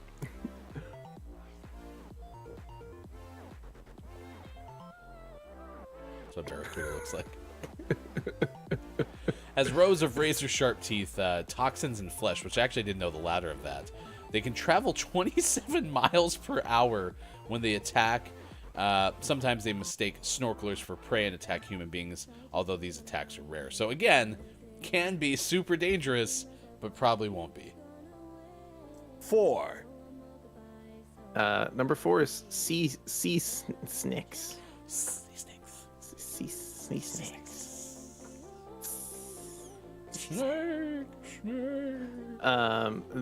They have highly toxic venom. Less than 1 drop can kill a human. Dangerous. Sea snakes are venomous snakes that can be fully aquatic and cannot survive on land. They are found in warm coastal waters. They're often mistaken for eels. They breathe air, meaning they have to surface regularly. And they vary from gentle to aggressive. But either way, they have to be safely handled and avoided when possible, because they could kill you. This list so far is very like hedging the bets, isn't it? Mm-hmm. It's like, listen, this thing could murder you instantly, but probably and definitely won't. Also, they can be super aggressive, but they also can be extremely gentle, so... I understand, though, why people are terrified of the ocean as we read this list. Yeah. 5, A cone snail. Did you know a drop of their venom can kill up to 20 human beings? Now, they're extremely venomous, capable of stinging humans, and they should never be handled. Okay? Their venom is extremely toxic. Again, can be fatal to humans. The same venom has been studied for medical uses it may have. Like murder. 6, Number 6 is a stonefish, which has a heart-stopping, extremely painful venom. These are found along the coasts of the Indian and Pacific Oceans. Their stings are excruciating and can result in hospitalization and even death. Most commonly, swimmers step on these fish, pushing the venom into the bottom of the foot. Sometimes stings also result from swimmers picking these fish up in the water or even on the beach. Beach. Don't pick them up. 7, The Titan trigger fish. It can bite through flesh. That sounds awful. Again, they've been known to be aggressive if you get close to coral reefs. So they should be avoided if diving around coral reefs. This seems like a hard thing to accomplish, though. Like, I'm gonna go. I guess maybe if you're a professional, you know what to look for. But like, if we're just Sean and I are like, oh, we're gonna go snorkeling around the reef. It'll be fun. Are we gonna know? We're gonna know that the Titan fish is there. Good news, though. The bites are only painful and can inflict serious injury like puncture wounds, but they are not venomous, so... 8. More mechanical danger. Right. Number 8 is the flower urchin. These are sharp and extremely, they have extremely venomous spines. This creature is considered to be the most dangerous urchin in the world. If touched, the urchin can deliver excruciating stings that may result in hospitalization. They live in coral reeds, seagrass, and sandy environments. They have flower-like patterns and pinkish colors, which give them the name flower urchin. If touched, you may experience paralysis of the tongue, lips, eyes, and muscles, faintness, difficulty breathing, and the inability to speak. It doesn't sound good. Tsutomu Fujiwara, a scientist who stung himself accidentally, described the feeling as he was going to die. Wow. But then after 15 minutes, the pain diminished. So you're only going to feel like you're going to die for 15 minutes and everything will be fine. 9. That'll be fine.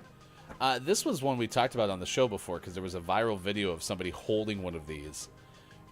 Blue-ringed octopus, and it apparently can kill up to 20 people with one, with all of the poison that it has in its body. It can live in tide pools. They're easy to recognize because they have yellow skin with blue and black rings.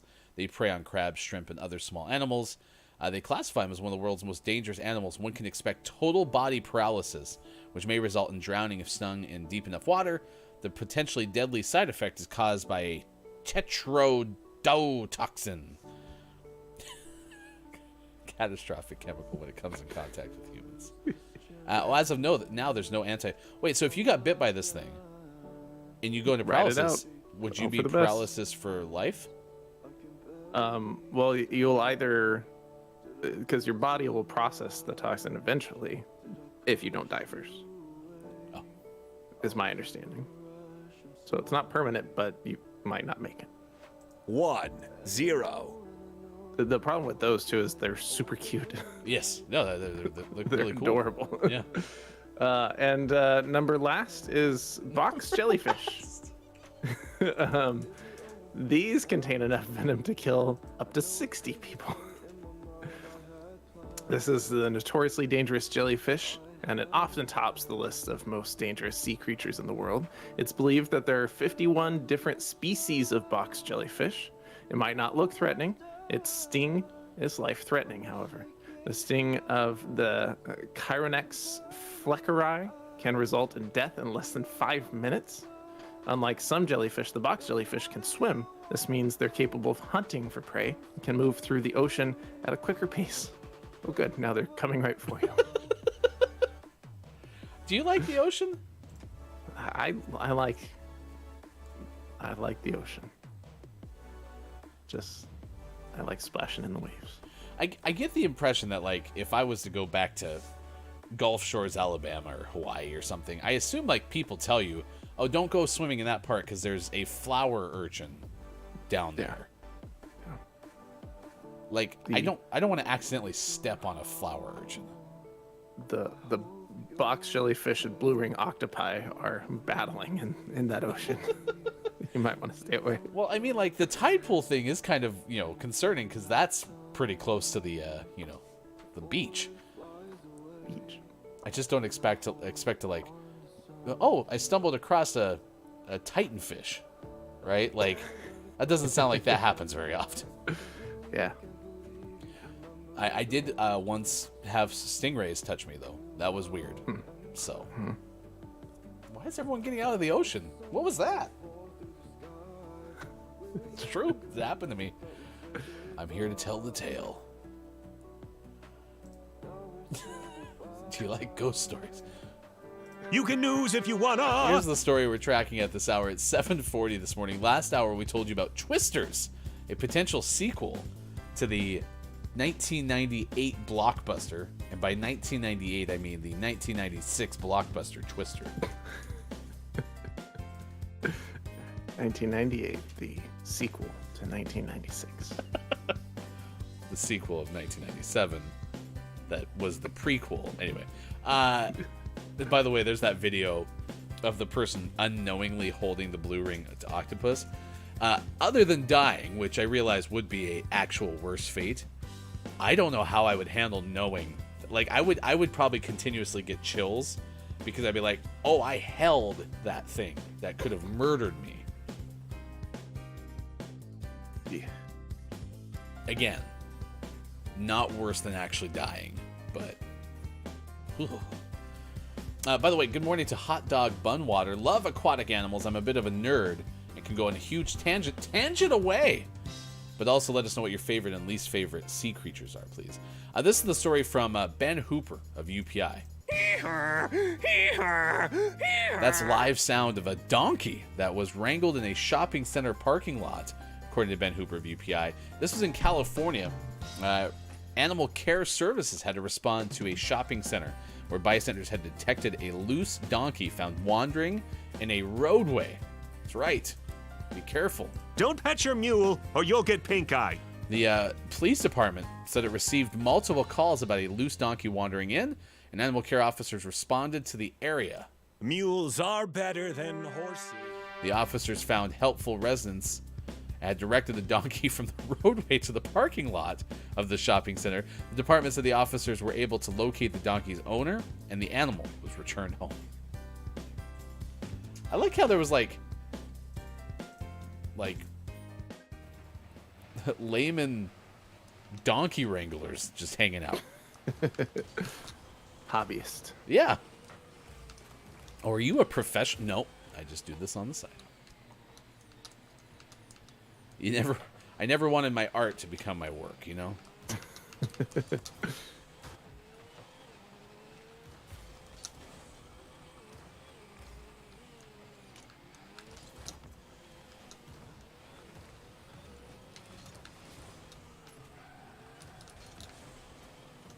What a drop. Oh, that was a beautiful pass. I can't get there fast enough. If I do say so myself. Look at me tooting my own horn. Told you I never lose in Rocket League much.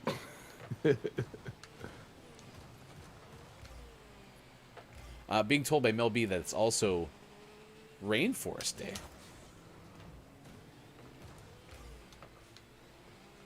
Let's go to the cafe. When's the last time you've been to a rainforest cafe? It's been a few years. Back when the one by Disneyland was still open.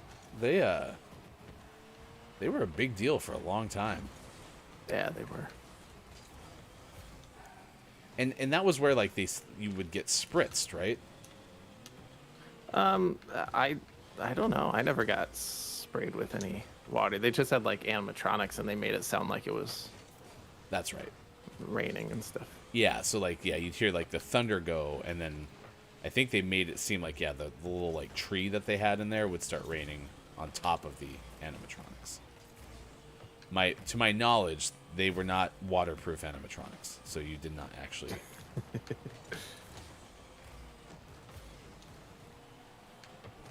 Oh, jeez.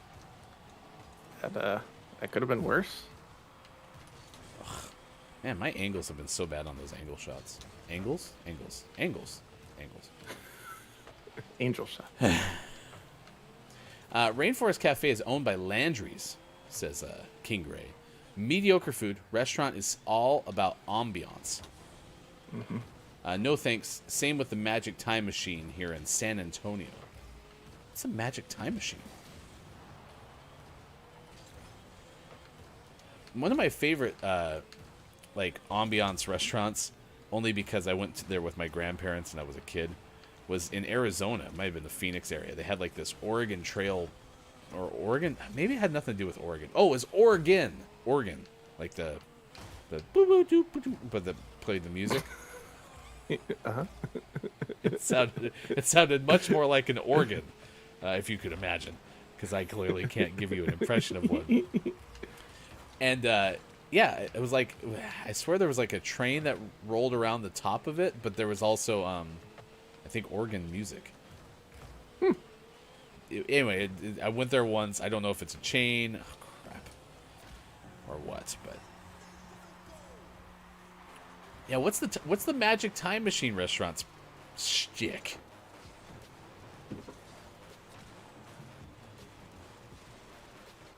a clearly organ sound that I have. What was I doing? Bob's happy noise. Did we just learn that Bob's happy noise is his organ impression? Yeah. Hey, Bob, do an organ. Oh, okay. No problem.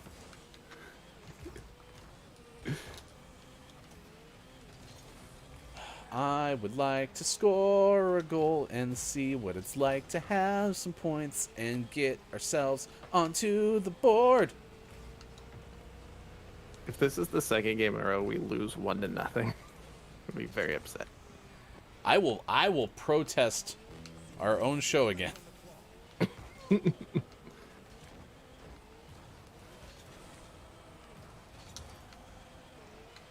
Oh, I missed my orb. Oh no, that's gonna come back to haunt me. Nice job. Go sports.gaming. Go sports.gaming. Go sports.gaming. Go. Oh my gosh. And then you got blowed up to boot. Yep. Rude. Crap. I rushed that. Our teammates sacrificed themselves.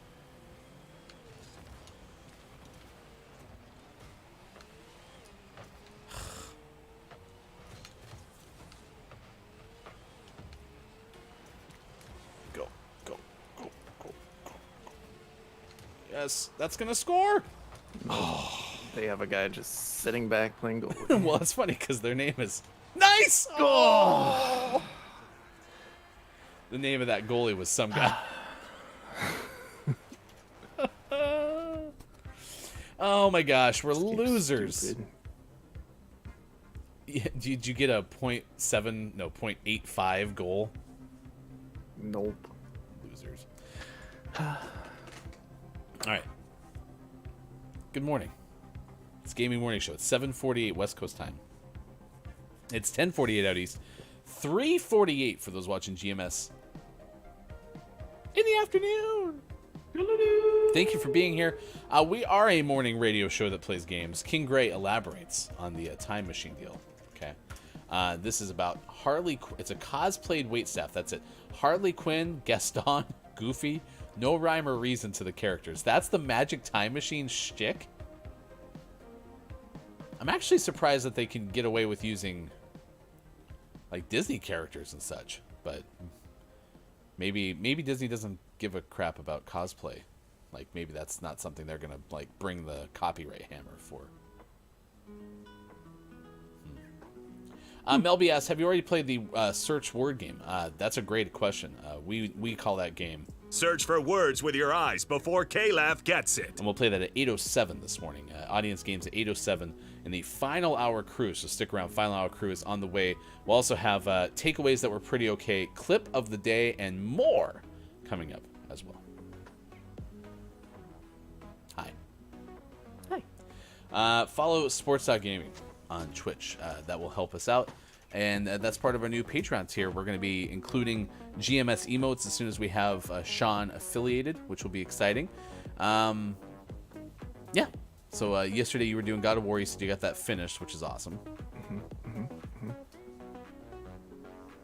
Now we can play the sequel in 3 weeks. Thor Ragnarok. Almost. Ragnarok is used in too many places because I keep getting those things confused.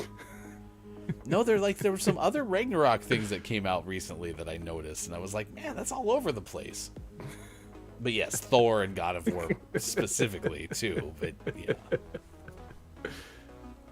I am a jellyfish. King Gray says, "Yep, that's the entire shtick." Also, they made a huge ordeal about anyone needing to know where the restroom is. You've been warned. Don't ask. Just search. This place sounds like a hoot. Morning, Dungeon Master KJ. It's good to see you. Nice chat. All right, it's time for sports. Sports. Today is the start of the American League Championship Series. The Cleveland Guardians failed all the Yankee haters out there. They were unable to win yesterday in the very delayed Game 5. Yankees 5, Guardians 1. So to be Yankees Astros in the ALCS. Woohoo! Yeah. Well, momentarily rooting for the Yankees. Wow. Okay. Nils haven't won in a while, so. Yeah, I told you that the other day. I was like, nah, I'm not full Yankees hate. Yeah. I mean, they only have 27 titles. And no one will let you know. It's only 27. I mean, the Padres have 0, so It's true. I think. It's true. I don't actually know. I assume so. Sounds right. I think the Phillies have 1, so. Anyway, Gleyber Torres stepped on second base for the final out, writes the Associated Press, swinging his arms back and forth 4 times in all, while glaring at Josh Naylor in the Guardians dugout. Giancarlo Stanton, Aaron Judge rocked Cleveland with early homers, and Nestor Cortez and the New York Yankees rolled into another AL Championship Series matchup with the Houston Astros. There you go. That's how it happened today. So they had to basically win the game. I don't know why baseball decides to have champagne celebrations after every series is over, but they do.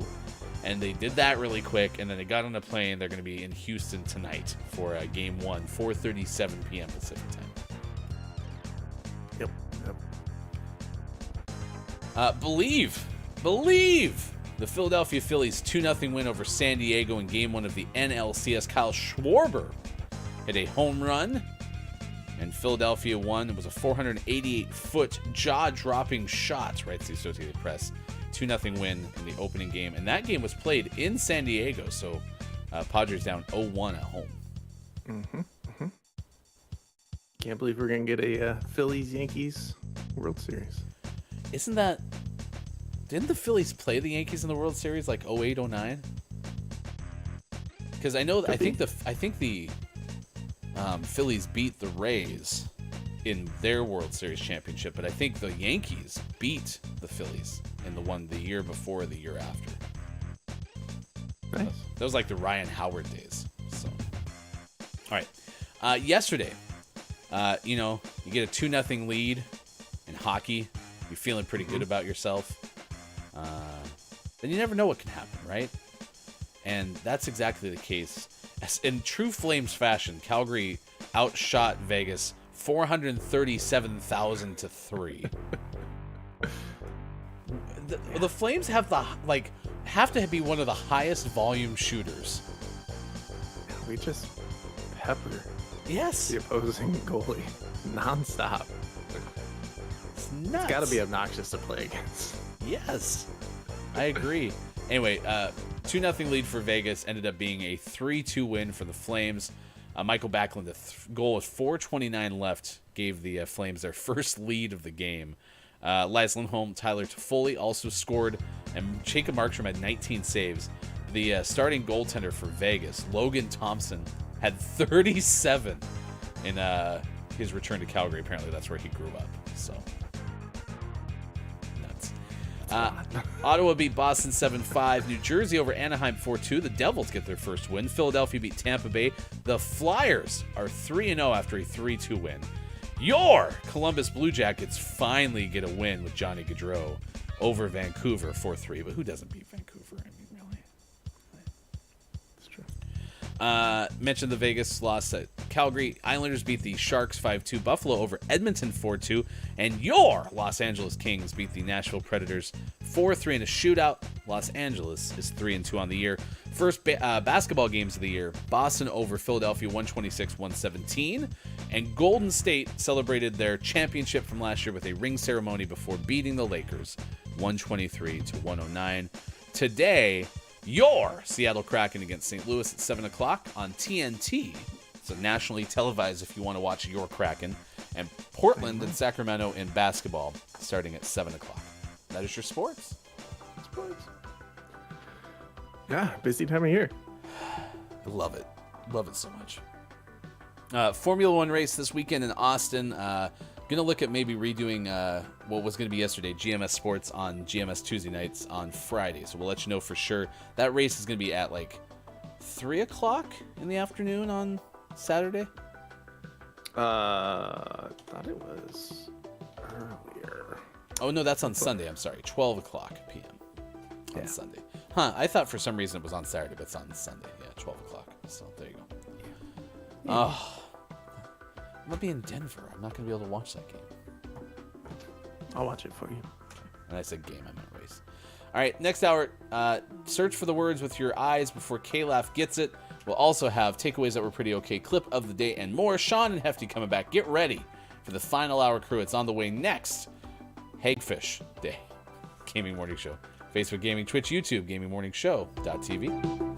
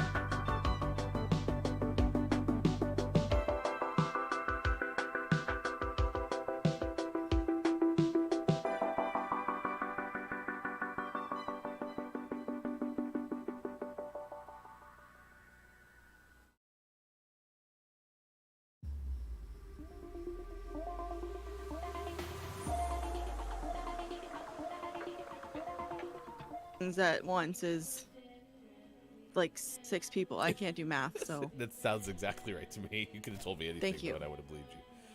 Okay, well, good. congratulations on accomplishing such a milestone, Austin Attack. thank you so much. Today is National Fried Chicken Day. It's also National Hand Roll Day. Are you able to specifically tell us what a hand roll is without looking? Hand roll like a sushi roll? Okay. We're going to bank on sushi roll because I believe you because I actually don't know. I have no clue. But one that you hold, not like one you use with chopsticks, like you hold it. Well, I'm beginning to think one of my kids is related to a monkey because he likes to hold most of his food. Like, we'll give him like sliced apples or something while eating, and he'll hold them all in one hand. So is that a hand apple? No. Okay. That's just, again, very odd. I Capiche? think Hefty's son is confused and Yeah, we do. Loaded fries, things that have like bacon on top of them, all that kind of stuff. Yeah, that's true. That's true. Good morning. Nice chat to Element of One. It's good to see you. Thank you for being here this morning. We're talking about French fries. Where are the best French fries? Also, what kind of fries are your favorite? Because today is National French Fry Day. We can tell you some more facts about French fries next hour. Also coming up next hour, NASA's Webb delivers deepest infrared image of the universe yet. So we'll get unveilings of all the cool things that happen, including finding great pictures of Pluto, the best damn planet in the world. They got so many pictures of Pluto. I don't think so, not yet. Perfect. There's already pretty good pictures of Pluto out there. Yeah. If you go to Disney.com, you can find a whole bunch of great photos of Pluto. Oh my god. Got her. And 225 for those watching GMS and also getting on airplanes in the UK. That's right, Sports Doc family. They're coming home to the place where they belong. And then I can hug Sean for free. I missed his face all these weeks alone. Sean's coming home. Not even laughing at you. I know. But you have to admit that was a pretty good dodgery. That was pretty good. No, it wasn't. True Mega chat, I've never played the game, just watched. Can't say whether I like it or not, but from what I've watched, the game seems very sexually tense. I think you're watching the wrong game. What? Could somebody in chat put exactly how to spell the Stardew Valley that we're talking about? 1 second, I'm gonna hold it. See, I found this on the ground. Yeah, see, it's in my hand. That I picked it up. Definitely. It was in my hand. Yeah. So I'm taking that as a sign. Okay. I think I think Bear kind of needs a day. So Yeah. It's understandable. I guess. I mean, it was a cat game, and you have a cat. And I told him there are bear games coming. I even offered, and I mean, this is exclusive. I haven't told anyone. I haven't even told you this. There are bear games coming, and I told him I can do another Let's Play. We can do one of the bear games together. He was still not very happy about that. I was like, there's bear games. You could even play one of the bear games.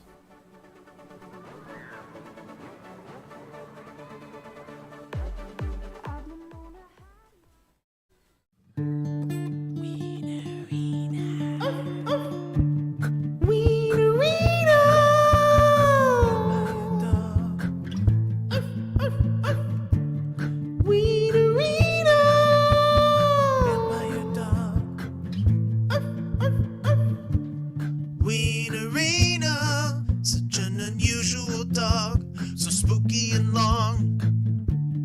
Wienerina, with the wag of her tail, on wings she set sail through the night. She'd like to play with the other ones, but she's frightened of the sun. All she wants is a little love and a little bit of blood. Wienerina, at midnight digging up bones with her pet snake Ramon. Wienerina, her doghouse looks like a tomb. By the light of the moon she sneaks out. She'd like to fetch a ball and play, but the children see her and they run away. Hear her barking in the night. All she wants is love and a little bite. Wienerina.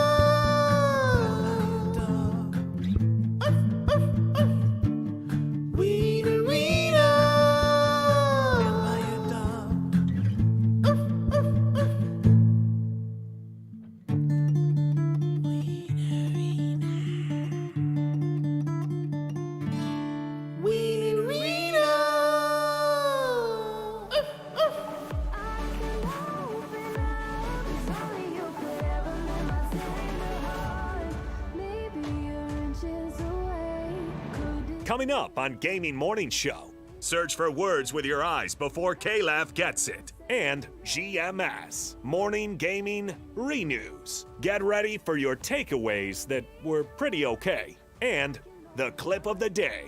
Find GMS on Facebook Gaming, Twitch, YouTube, and GamingMorningshow.tv. It's all coming up on Gaming Morning Show. Time for hour number 3. Right now. Morning, gamer. Welcome back. Gaming Morning Show continues. Thank you for being here. It's so great to see you. That is Sports.Gaming on the left side of your screen. I am Hefty Goof. You can catch us on Facebook Gaming, Twitch, YouTube, and on Twitter Spaces at WatchGMS. We also will present an encore version of the show on Twitter coming up around noon p.m. Pacific time today. So if you know somebody who's not up before 9 a.m. Pacific time, you can always tell them, hey, you can catch it and watch it on demand at youtube.com/gamingmorningshow or an encore presentation on Twitter coming up at noon Pacific time today. We have takeaways that were pretty okay, clip of the day, all of that stuff is on the way shortly, so get ready for it. Plus, audience games will play. Don't forget to search for the words that you can see with your eyes before KLF gets it, which is definitely the name of that game and not something that I completely butchered on the fly. Nailed it. Perfect. Morning to the Final Hour crew. The Final Hour crew is here. Hello, FHC. I Good Apollo, Dungeon Master KJ, it is good to see you. Thank you for being here. Drew Mega here but had to take off. It's Copia. Good morning to you. Scott Chick, it is good to see you as well. I'm actually very surprised Scott Chick is still here because I imagined with all the Hagfish talk first hour that Scott Chick was donezo. Well, I don't think Scott Fish. I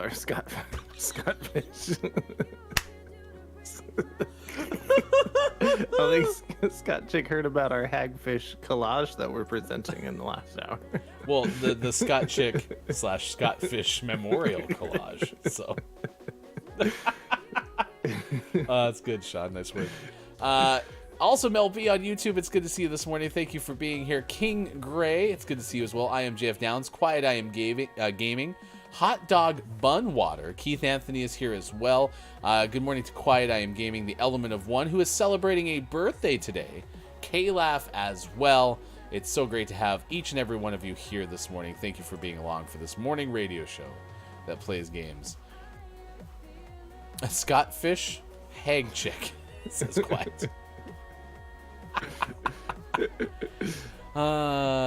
Scott Chick says, I can't say I heard. I may have napped. As you should. Nap away. Yeah, we have some beautiful hagfish related parting gifts for you all. So. Paula's asking, but do you have your final hour pants on? Because Copia changed into the final break shirt to the final hour shirt. Are you like, oh gosh, Mr. Rogers, who always had like a need to take off his sweater and put on his inside sweater? That was, I'm not making that up. Like, he would like go to the closet, take off one sweater, and then put like another one on, right? Yeah, one was like an overcoat for outdoorness, and one was like a cozy house sweater. Dungeon Master KJ says, I'm dancing around in my kitchen to the song. We played Wien Arena, and the construction guys and I accidentally locked eyes through the window. Nice. Oh, Apollo's got a good point, though. They should have started dancing back with you. Had that vibe. Sounds like you need new construction guys. We'll send them right away. All right. If you don't know how to play this game, it's very simple. You just go and look at the choices that we have on the screen. These are all palindromes. And then you just tell us the left side number on the grid, the bottom number, and then a directional. So if I was looking for a word that's right here, I would go 3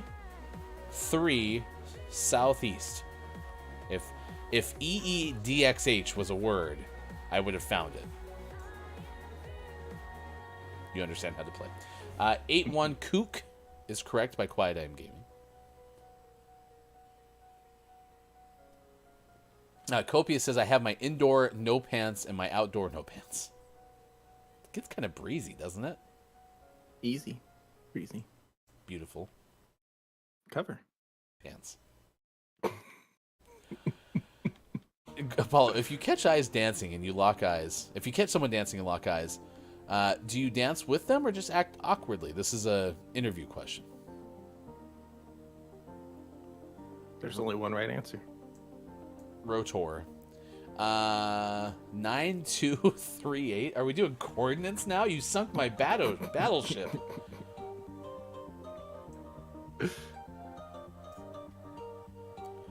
Refers 41 east. 31 southwest. Is level. 75. Oh, okay, that's the same thing. Tenant. We're doing pretty good here. Mm-hmm. Solos is 10-3 northeast. 10-3 northeast. Noon is 7-2 southeast. 7-3 upstairs to the right. Shaw's. We got Shaw's. And Redder's 7-3. I think we got that. We just need the deed. Do the deed. Deed 2-2 southeast. 2-2. Oh my gosh. I saw a TikTok yesterday of a person going, it was like the beginning of like a movie where like three figures or three things that cause something to have power are separated for protection of Earth, right? And the guy was like, Mark, Shania, Choo Choo. Once all the twains were together.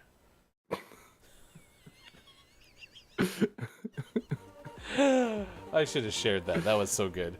That made me laugh.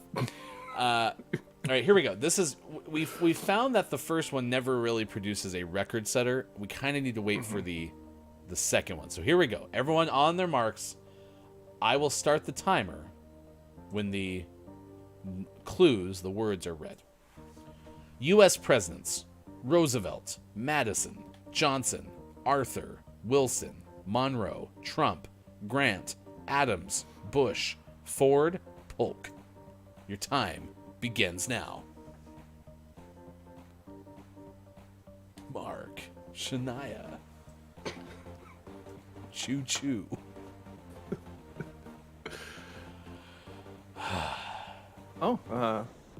I found New York, New York. 710 South. Do we get bonus points for that? NY. Monroe, John. 9-5 this way. And Madison 3-2 South. Wilson 6-1 East.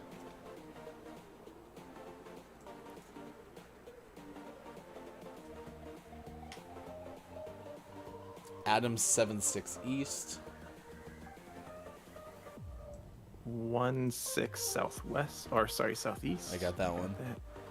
Grant, 1-3 South. We need Arthur, Bush, Ford, and Folk. Bush is 4-4 South.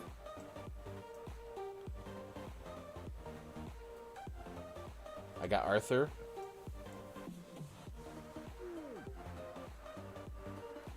Polk, 7-1. Ford is 4-6 Northeast. 4-6 Northeast. 123. Woo! 123. We crushed that one. Nice. Get wrecked, K-Laugh. I feel awful saying that, but K-Laugh is like the focal point of this game. It's not the monster in the monster's mouth one, so Downs goes look more like 124. Check the tape. What did I say? 123, maybe? Oh, okay. VAR is checking. K-Laugh needs to be nerfed, to be honest. Quiet says, yeah, take that, K-Laugh. All right, here we go. Your last one. Your time begins when the clues are read. The beach. Umbrella. Swimming. Seashore. Seagull. Sailing. Bucket. Cooler. Shell. Towel. Shark. Crab. Sand. Hagfish. There's no hagfish. I'm just making that up. If I find it in there, do I get bonus points? Yes. Wow, seashore and sailing are just right on the top there. Yeah. And seagull. Oh, geez. Yeah, seagull's just hanging out. Cooler, 9-4.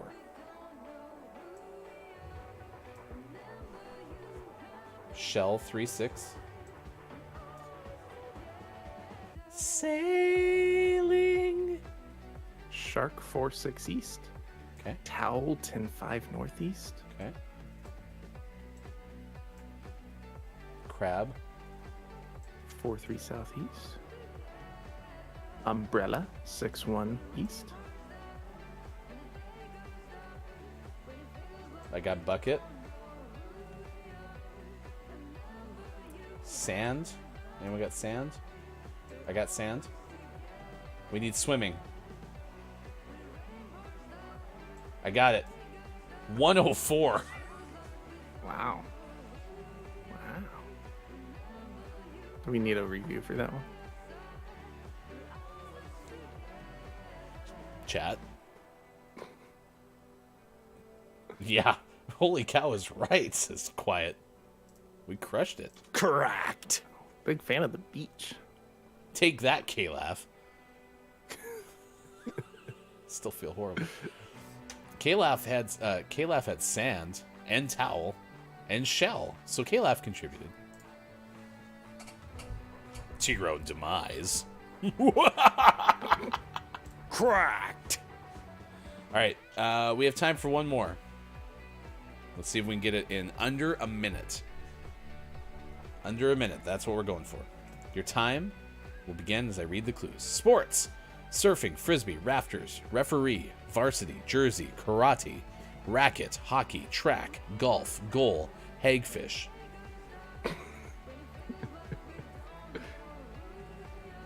Found Bert. Got golf from Kalaf, surfing from someone else, Copia. Goal. I got Park City 10-3, Frisbee 1-2 southeast, Track 1-3 south, Racket 7-4 east, Hockey 5-4 southeast, Varsity 3-8 east, Kopi is asleep, Jersey 1-9 south,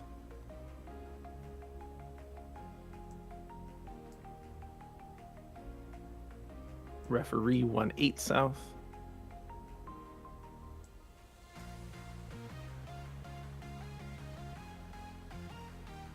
Track is 1-3 south, Karate is 7-3 northeast. We need rafters.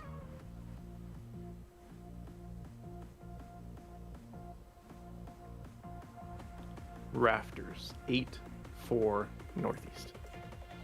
Not gonna happen.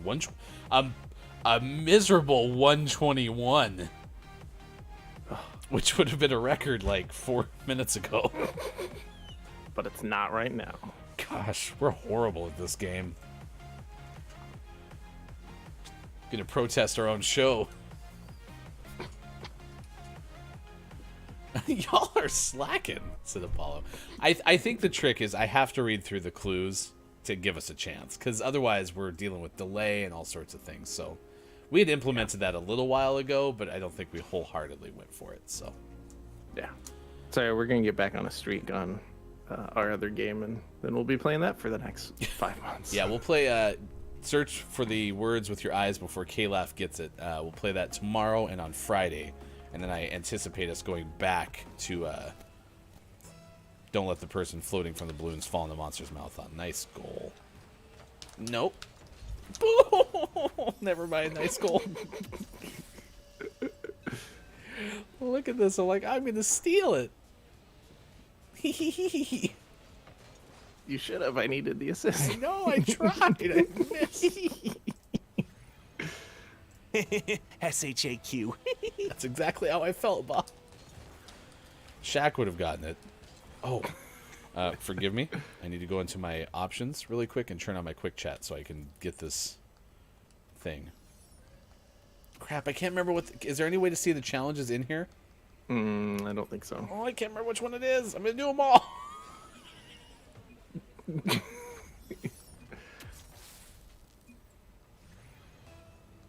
Okay, crap, chat disabled. I can't remember which one it was. It's like, I think it's what a save, but I'm not entirely sure. What a save or what a play, I'm thinking. Okay. I think you could do either one, but I don't remember.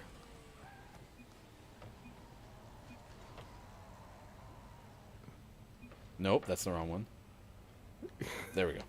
I don't think it was the cursing one, actually. Pretty sure they don't put that one on the list.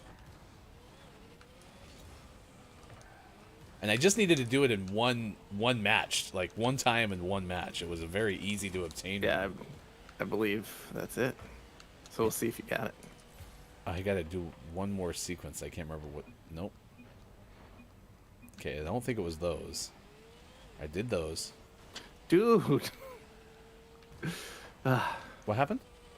I had a breakaway. Our teammate hit me. I ended up getting a breakaway again, and he hit me again. Oh, no, I'm sorry.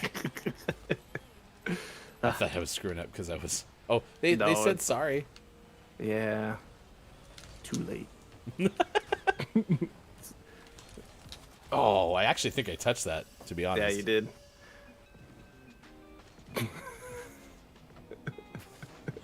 Spoiler alert, he did not have it. Oh, next week we're going to play Don't Let the Kid Dangling Their Here Wrong Emblems Lest Monster Bites Silly Unique Rapscallion. It's such a good one, KJ. Oh, actually, Kalaf's got a point. We kind of picked on Kalaf this week. We should probably play Google Feud. Yeah. I mean, Thursdays are for chaos, so... Okay, how about we compromise? We'll play some Google Feud tomorrow.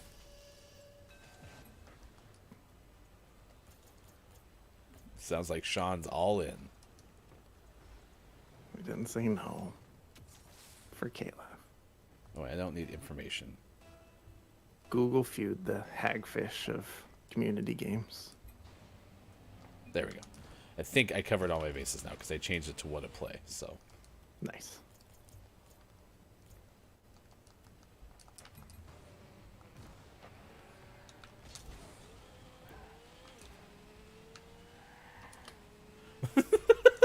K-Laugh goes, oh, we picked on K-Laugh this week.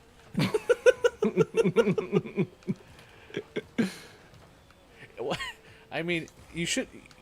Does it feel good knowing that you have a name of a game named after you because you were so damn good at it for so long? Well, and that even insinuated that you're no longer good at it, which is also not true. You are extra... Couldn't cut that angle for you. I'm sorry. That's alright. It was tough. Someone said today is Wednesday. Yeah, we'll do Chaos Thursday tomorrow on Thursday. Okay, you have a breakaway with your teammate.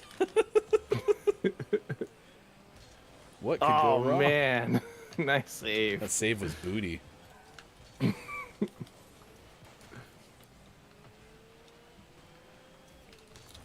According to my body clock, it's still Thursday last week, says Copia.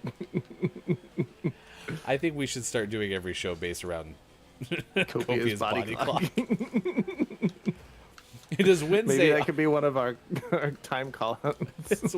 It's Wednesday, October 19th, 2022, or August 17th, 1943 on Copia's body clock. Oh, no boost. Oh, what are you doing? I just wanted to compound.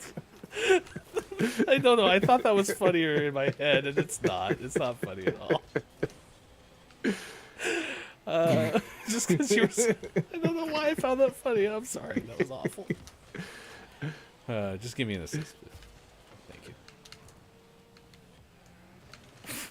you. I almost hit you again, and that was almost... that was unintentional, but it would have felt horrible. Paulo says today is Friday in California. What? Let me check my California calendar. Oh, that makes sense. They're using a different calendar. No, I was going to say it makes sense because you know how California Kings are taller. The weeks are longer in California. True. Oh, I think they forfeited. Wait, what? There's been a mass exodus of opponents. Huh. I disabled my chat, but apparently it doesn't like take effect till next game, apparently. All right, let's see if I got that challenge. You had 7 shots on goal. You were nuts there. Yeah, that was a good one. Imagine if 2 of your teammates didn't body you away. Callan Fornader.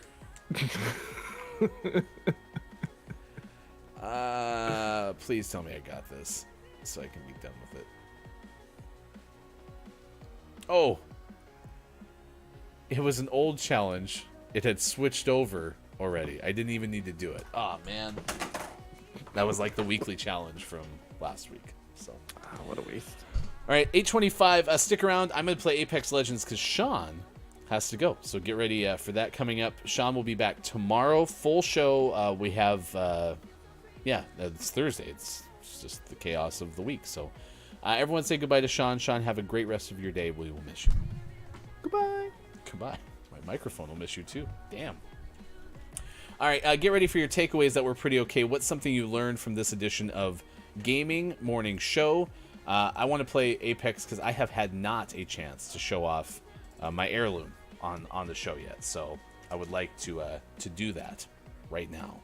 I don't know how many games we'll get in because, well, it's like 8:25 West Coast time. It's 11:25 out east. It's 4:26 now for those watching GMS on Copia's body clock. Today we have loose donkey wrangled in a shopping center in a parking lot in California. This one was kind of an odd story just because it really didn't have a lot of substance to it. It basically was like, hey, there was a donkey, California, people figured out how to get it. It's kind of the gist. But the first story was a little more interesting. This is from The Wrap. Apparently there is a Twister sequel in the works, and it has to do with like a little more momentum because they might have found a director for it. So Twister's sequel to the 1996 blockbuster Twister is in development at Universal Pictures and Ambient Entertainment. The reason for it being a little bit more of excitement is because the studio has attached the Revenant screenwriter Mark L. Smith to the script. So, again, I don't know if that's super exciting or not, but it's reality, I suppose. So, there you go. All right. Thank you for being here. Heirloom stream, says Downs. Yeah, so big thanks to all y'all who were so kind to help me get this heirloom. It's been awesome to have, to be honest. Apollo says, is anyone else here excited about the Silent Hill showcase later today, 2 p.m. Pacific time, that was totally not leaked or spoiled in any way because people on the internet like things to be fun? I actually Spoiler tease! had assumed that, yeah, it was yesterday because I saw so many tweets about Silent Hill this morning. Apollo, until you said that, I had no clue that that was the case. So that sucks. I'm sorry. KJ says, I did not budget Headspace for Chaos Wednesday. That's true. We kind of went a little bit chaotic there, didn't we? Nonetheless, here we go. Apollo says, I did too. I even saved the alarm. I had an alarm set. I hopefully the spoiling of the reveal does not take away from the excitement of what the content was of the reveal. So hopefully that's the case for you.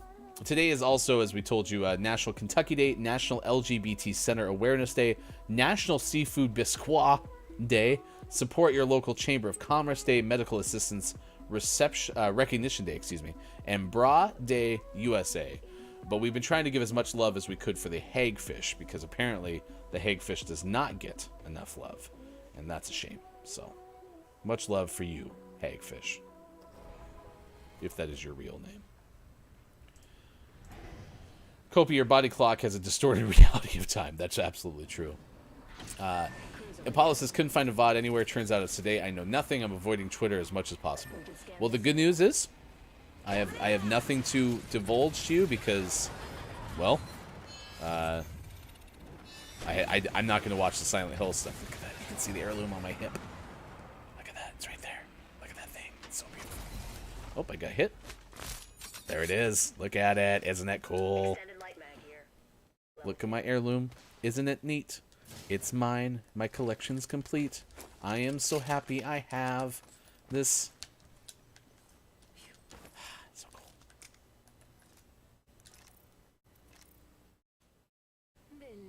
Look at it. It's so cool. And of course, being a controller player on a PlayStation, like I can't do a ton with it necessarily, but I have figured out that I can do forward, backwards. So if you go backwards really quick, Loba will open the heirloom up a touch. 45 seconds, and the next ring is right there. Don't leave anything good behind.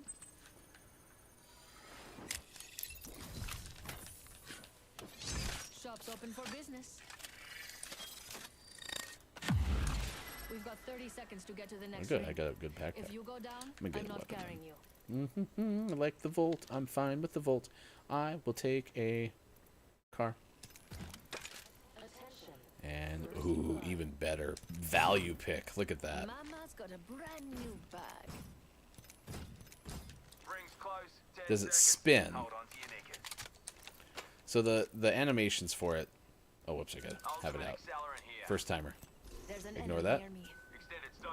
I changed my mind. There we go. Did I say that out loud? Never mind. It's a very sound first heirloom. But yes, yeah, there's like kind of the Loba spin. And the reason that I was so stoked for this, I don't necessarily love it like for Loba solely in like a vacuum. Like you could have done lots of different like choices of heirloom for Loba. But the reason that I was so excited about it is because I also was a big fan of Katana in Mortal Kombat 2. and I loved the fan. Materials. Thanks, beautiful. And so getting kind of both options is awesome. New kill leader. Then I can have it. My sights are set higher. Backpack here. Level 3. Oh, I was like, are you really? Oh, look at that! Just kind of spun it on the index finger. That was kind of cool. Yeah, there you go. Ooh, a diamond. Apollo was more of a Melina person. I didn't like the size as much, so the intimacy of the animations. Yeah, so that is one thing that I do feel badly about the way the heirlooms get released in this game. Is crap, where'd my teammates go? Oh, they're still there. Okay. I feel bad for people who had early character heirlooms because they weren't throwing as many animations into them as they do now, and that's kind of a shame because you have that kunai and you don't get as much stuff with it, so that's kind of a bummer. Looting over there.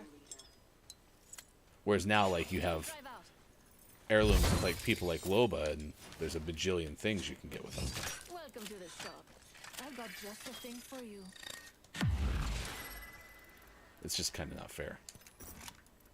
My favorite kind of loot. The kind that's all mine. I was more of a Melina person, mostly because she made a good first impression on me by scaring the heck out of me when I played for the first time. Yes, and Melina did get like much more terrifying as things went along, because like the unknown part was they kind of slyly, I suppose, debuted Melina's like teeth. I mean, if you don't know what we're talking about, this is a Mortal Kombat character.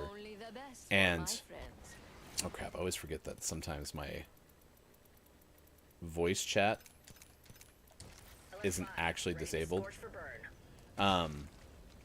So they didn't reveal Melina's teeth initially. Melina was a reskin of Katana, or they were reskins of each other. So just the ninja style costume, and they both had masks on them. I think we should go on that. Drop on that person. What are we doing? I didn't see any other blips, right? Time to start some trouble. Oh, okay, fine. I bet we'll lovely idea. We can cruise over here. There's a person right there, though. Oh, okay, fine. Don't drive set.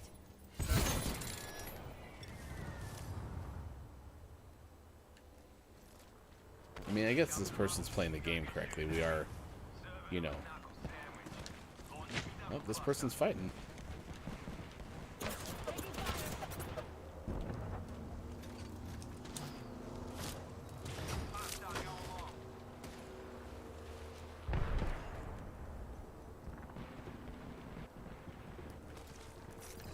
Recharging shields. Tossing jump drive.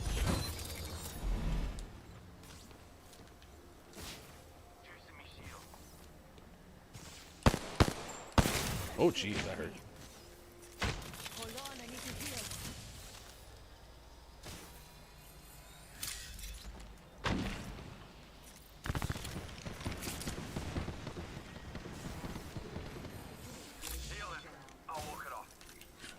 Long. Shop's open for I'm business. gonna need some heat shields or some health. Oh, I can get some more. Replicator incoming. Jump drive in position. Syringe. Healing.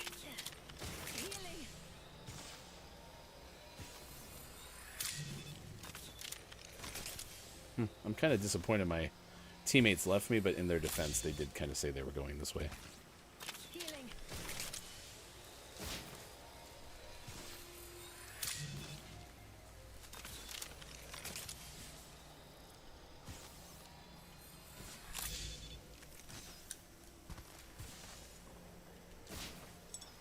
Throwing jump drive.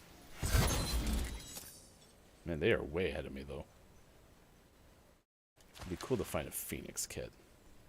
Gotta be faster, right? Alright, after this, we got Gaming Morning Show, Morning Gaming, Re-News, Clip of the Day, and Takeaways that were pretty okay. We're still pretty good ways away from that, but should always be in front. Well, and they were kind of on conflicting, like, bandwidths, right? Like, one of them wanted to go one way, one of them wanted to go the other way. And so, I didn't really kind of know who to follow necessarily.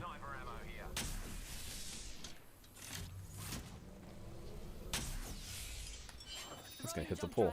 Yep, sure did. Oh, we're going for it. I do like the new animations for the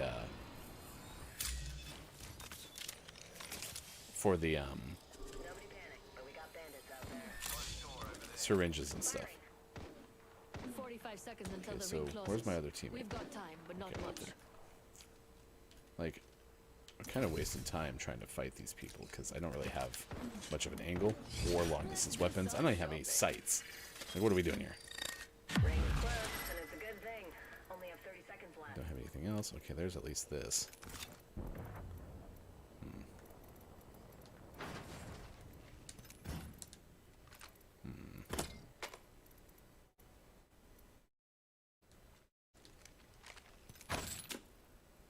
We've got 10 seconds. I hate to say it, but looting time's over.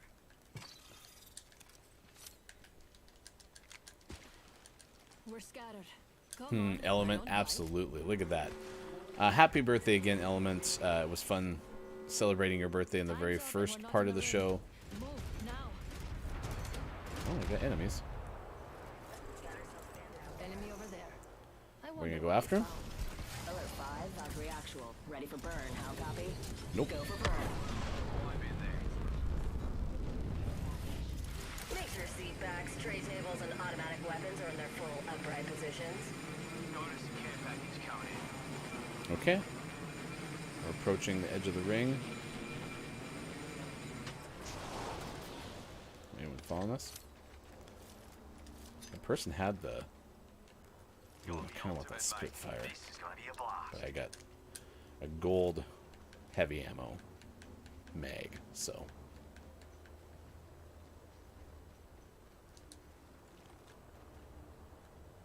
So that's not looted down there.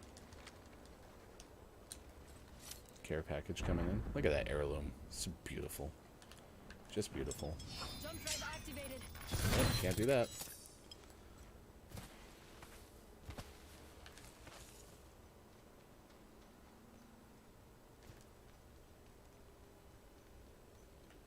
Let's go here. Let's see if we can meet somebody up here. Package over there.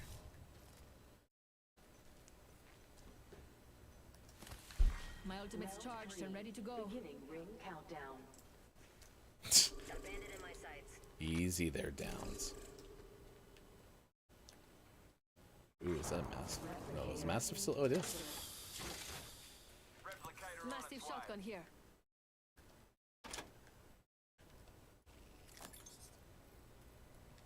Oh, wait. Don't need that. Got a bandit in my sights.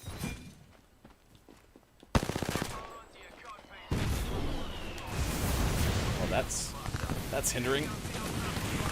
Run! Opening fire.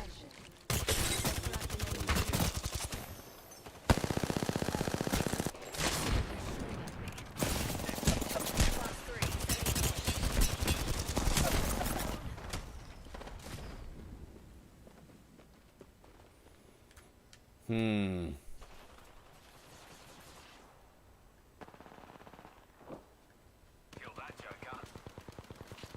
Oh, they just shield swapped on him. Cracked shields on that bandit. Slash 1. Bogey Oh, down. back there. Enemy that way. Oh, we got two. We're pinched. Aren't we? Help, I'm down. Go, Fuse.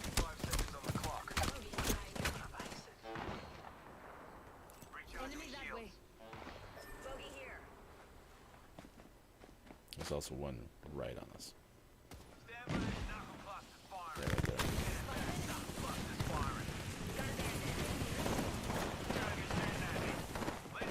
I believe in you, Fuse. Plus RP.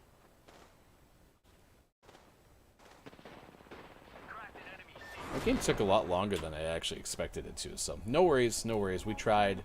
GG. All right, thanks for being here. It's 8:41 West Coast time. It's 11:41 out east, and it is 4:41 for those watching GMS in the UK. Thank you again for the heirloom. It is absolutely marvelous, and I love everything about it, and I had a chance to show it off on stream.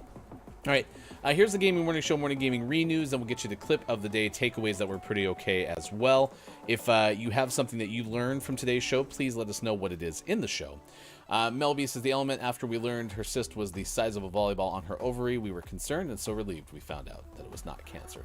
Let's go! Positive news. Bob is excited for you. Bob likes it. All right, thank you for being here. I am Hefty Goof. We will see you again tomorrow, of course, as we do Monday through Friday, 6 to 9 a.m. Pacific time on Facebook Gaming, Twitch, YouTube, Twitter, and at GamingMorningShow.tv. Again, here are the video game headlines of the day. PlayStation 5 DualSense Edge controller, price and release date information has been announced. This was from Wesley LeBlanc of Game Informer. By the way, if you missed any of this during the 6 o'clock hour, you can go to our Twitter and check hashtag GMSMorningGamingNews.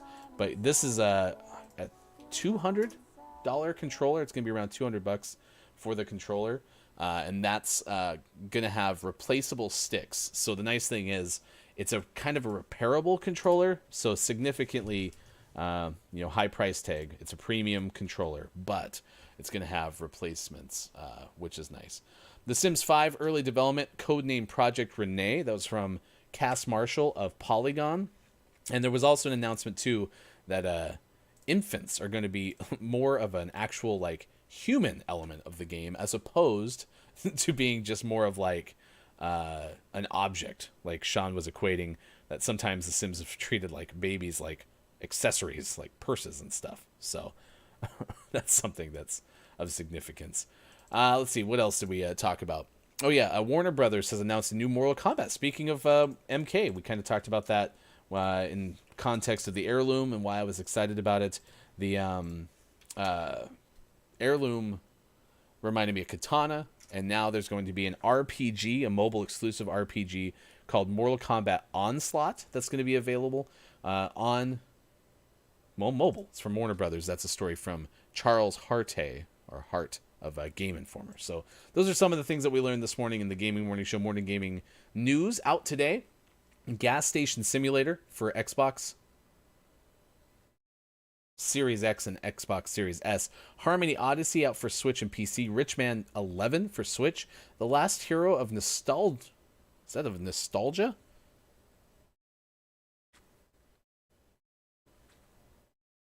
Yeah. Out for Xbox and PC. Let's see. The Valiant out for PC. The Valiant. And Uncharted Legacy of Thieves Collection out for PC. Our name of the morning went to Pneumo Capsula. Pneumo Capsula. That's out today for Switch. So, is there a new Street Fighter coming out? This is the game that was our name of the morning. I called it Nevmo earlier, but yeah. There you go. I've always wanted to get into a fighting game. Maybe it'll be a good one to start with.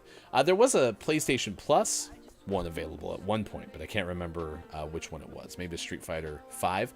Again, Element of One's birthday today. Jon Favreau's birthday. Gillian Jacobs' birthday.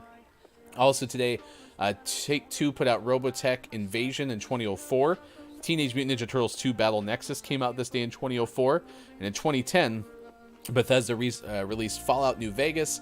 Activision put out DJ Hero 2. So those were some of your this day in gaming history. Element says, you mean Jillian Roberts. Get ready for my takeaway. That's pretty okay. That's coming up. Good morning to VG Did Try this morning. FHC means Final Hour Crew, VG. It's good to see you. Happy FHC. Hello, FHC. It's time for the clip of the day. The clip of the day. Hey, look. It's the clip of the day. Toot toot. But either way, they have to be safely handled. and avoided when possible, because they could kill you. This list so far is very like hedging the bets, isn't it? Mm-hmm. It's like, listen, this thing could murder you instantly, but probably and definitely won't. Also, they can be super aggressive, but they also can be extremely gentle. So, I understand though why people are terrified of the ocean as we read this list. Yeah. 5, A cone snail. Did you know a drop of their venom can kill up to 20 human beings? Now, they're extremely venomous, capable of stinging humans, and they should never be handled. Okay. Their venom is extremely toxic, again, can be fatal to humans. The same venom has been studied for medical uses it may have, like murder. 6, Number 6 is a stonefish. It's murder in the ocean. She wrote. That was your clip of the day. Okay. Billy Thundergun Teammate of the Match Award. Who had an outstanding performance in chat? As there were several of those today. Thank you for being here. We truly appreciate it. What are your takeaways that were pretty okay? And then we are going to send you over to Sassy Sausage. Loves to pew pew. Can't aim to save my life. Warning, I may or may not scream into your ear holes. Says, I'm back for the new act, new Vandal, and new Agent playing Valorant this morning.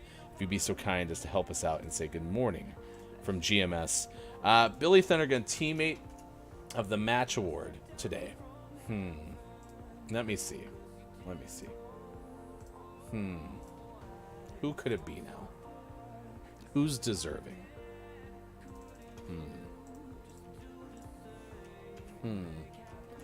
You know, didn't we just give it to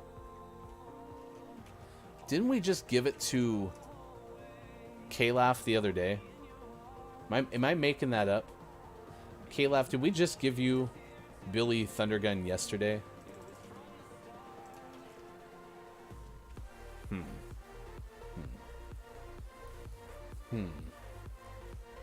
Yesterday was... Oh, yeah. Yesterday we had 3 winners of Billy Thundergun Teammate of the Match. K-Laugh was one of them. K-Laugh, I think, deserves all of our love and admiration because, of course, K-Laugh gets picked on with search for the words with your eyes before K-Laugh gets it. Downs had a solid show. Copia had a good show with the comments of the final hour crew pants and such. So... yeah, K-Laugh is pretty awesome. Let me look up here really quick. This is where I should have thought about this before. I just can't see any of my first hour stuff again. Okay. All right, we're going to have a cop-out. All of you get it. You are all Billy Thundergun Teammate of the Match Award winners because I didn't do a good enough job of tracking. So all of you get our Billy Thundergun Award. Billy Thundergun Teammate of the Match Award. Brought to you by Sunkissed, Diet Sunkissed Orange. So, all right, my takeaway that's pretty okay is apparently I, some way, somehow, think Gillian Jacobs is Gillian Roberts. And I don't remember saying that, and it was really bizarre, and I don't know if I'll ever fully understand where that came from. But yeah, for the rest of my life, thus forth, I shall know of Gillian Jacobs is Gillian Roberts. So thanks for that reminder, Elle. I completely agree with that. Takeaway number 2, happy birthday, Elle. That was from K-Laugh. First takeaway, hagfish slime. Yes, we learned a lot about hagfish slime today and how it's apparently going to be used for naval vessels if the science can work out. VG says, I feel like that one person in the group project that shows up at the last minute and still takes full credits. Absolutely. You should get full credit for your performance today, VG. But no Billy Thundergun Teammate of the Match Award. So, who is even Gillian Roberts? That's the thing. I don't think there is a Gillian Roberts. I don't have a clue where my brain went with that name. Like, for the life of me, I can't figure it out. It was really, really bizarre. So, but whatever. This is why we do this show, for the bizarreness. So, all right. Thank you for being here. We had a blast. Thanks for letting me play Apex at the very end. And we will, of course, be back tomorrow. Mentioned GMS Tuesday nights. We had to postpone it yesterday. We were going to do GMS Sports. Probably going to do a makeup episode on Friday, but we'll let you know for sure. We'll see you again tomorrow. For Sean, for Austin, for everyone who made it possible, I am Hefty Goof. Please say good morning from GMS over to Sassy Sausage, and we will see you again for more Gaming Morning Show as we do Monday through Friday, 6 to 9 a.m. Pacific Time on Facebook Gaming, Twitch, YouTube, and at GamingMorningShow.tv. That's a Kentucky Wildcats hat, which is based out of Kentucky, which is, I believe, where Groggy constantly tells me that I should go so Groggy can just take care of me for a week. So, okay. I guess. If I have to. National LGBT Center Awareness Day. National Seafood Bisque Day. Which, by the way, Bisque. It's a fun word to say. Bisque. Bisque. Better. I like Bisquois much better. I'm going to go to a restaurant next time that I can order. Honestly, I don't really like bisques. I like chowders better when it comes to seafood soup. Even better, you ask the server, do you have any seafood? Bisque. And they go, oh, do you mean bisque? You go, ew, no, I don't like that. I'll just get this. I'll take the chowder. According to Downs, maybe Leo will have to live inside the Twister this time. Who's Leo? I don't. Is that the name of one of the characters? Is that like Leonardo DiCaprio is going to be in the sequel? I don't. Is it Leonardo the Ninja Turtle? Did you just drive right past the ball? Kind of. I went to go reverse and I hit jump instead. I didn't. Nope, that's not even true. It's like the ball was coming in. You were like, oh, and hopped over it. I was like, excuse me. Sorry, I was in your way. I don't want to get hit by the ball. I didn't mean to go backwards because I was going forwards. I meant to flip forward, and I just jumped instead. I screwed up. You're on multiple soap operas. Okay. Nice. Gillian Roberts. I'm just kidding. There's still no drummer birthdays whatsoever. I hadn't checked because I gave up hope. You got my hopes up. I'm sorry. I just can't believe how this is the case. October is such a sad month. It's remarkable though. Like, it's unbelievable. Unless Cleveland.com/Associated Press got out of the drummer birthday business, but I will forever remember this as the month of no drummers. Yeah, it's awful. I can't wait till I meet somebody. I probably won't do this, but somebody who has like a new baby or something. It's like, oh, congratulations. When were they born? Oh, they were born in October. I feel like, well, they ain't going to be a drummer, are they? And the person's like, what are you talking about? And then you just walk away. No explanation. Hagfish. Now you're on the side of dangerous sea creatures. I think, are you a jellyfish in disguise? No, jellyfish are evil. That's just what a jellyfish that's about to be discovered would say. Is this like one of those, if you like shine a certain kind of light on me, you can tell that I'm an alien or something? I think the light has been shown. There was a video game like that, Jellyfish. Wasn't there? I remember a game where you would shine like a light on people, and you could tell they were. It was the Simpsons game. The one on like the Nintendo Entertainment System, like you could shine a light, and then they'd have like the things on top of them, right? Those things, yeah. The alien fingers.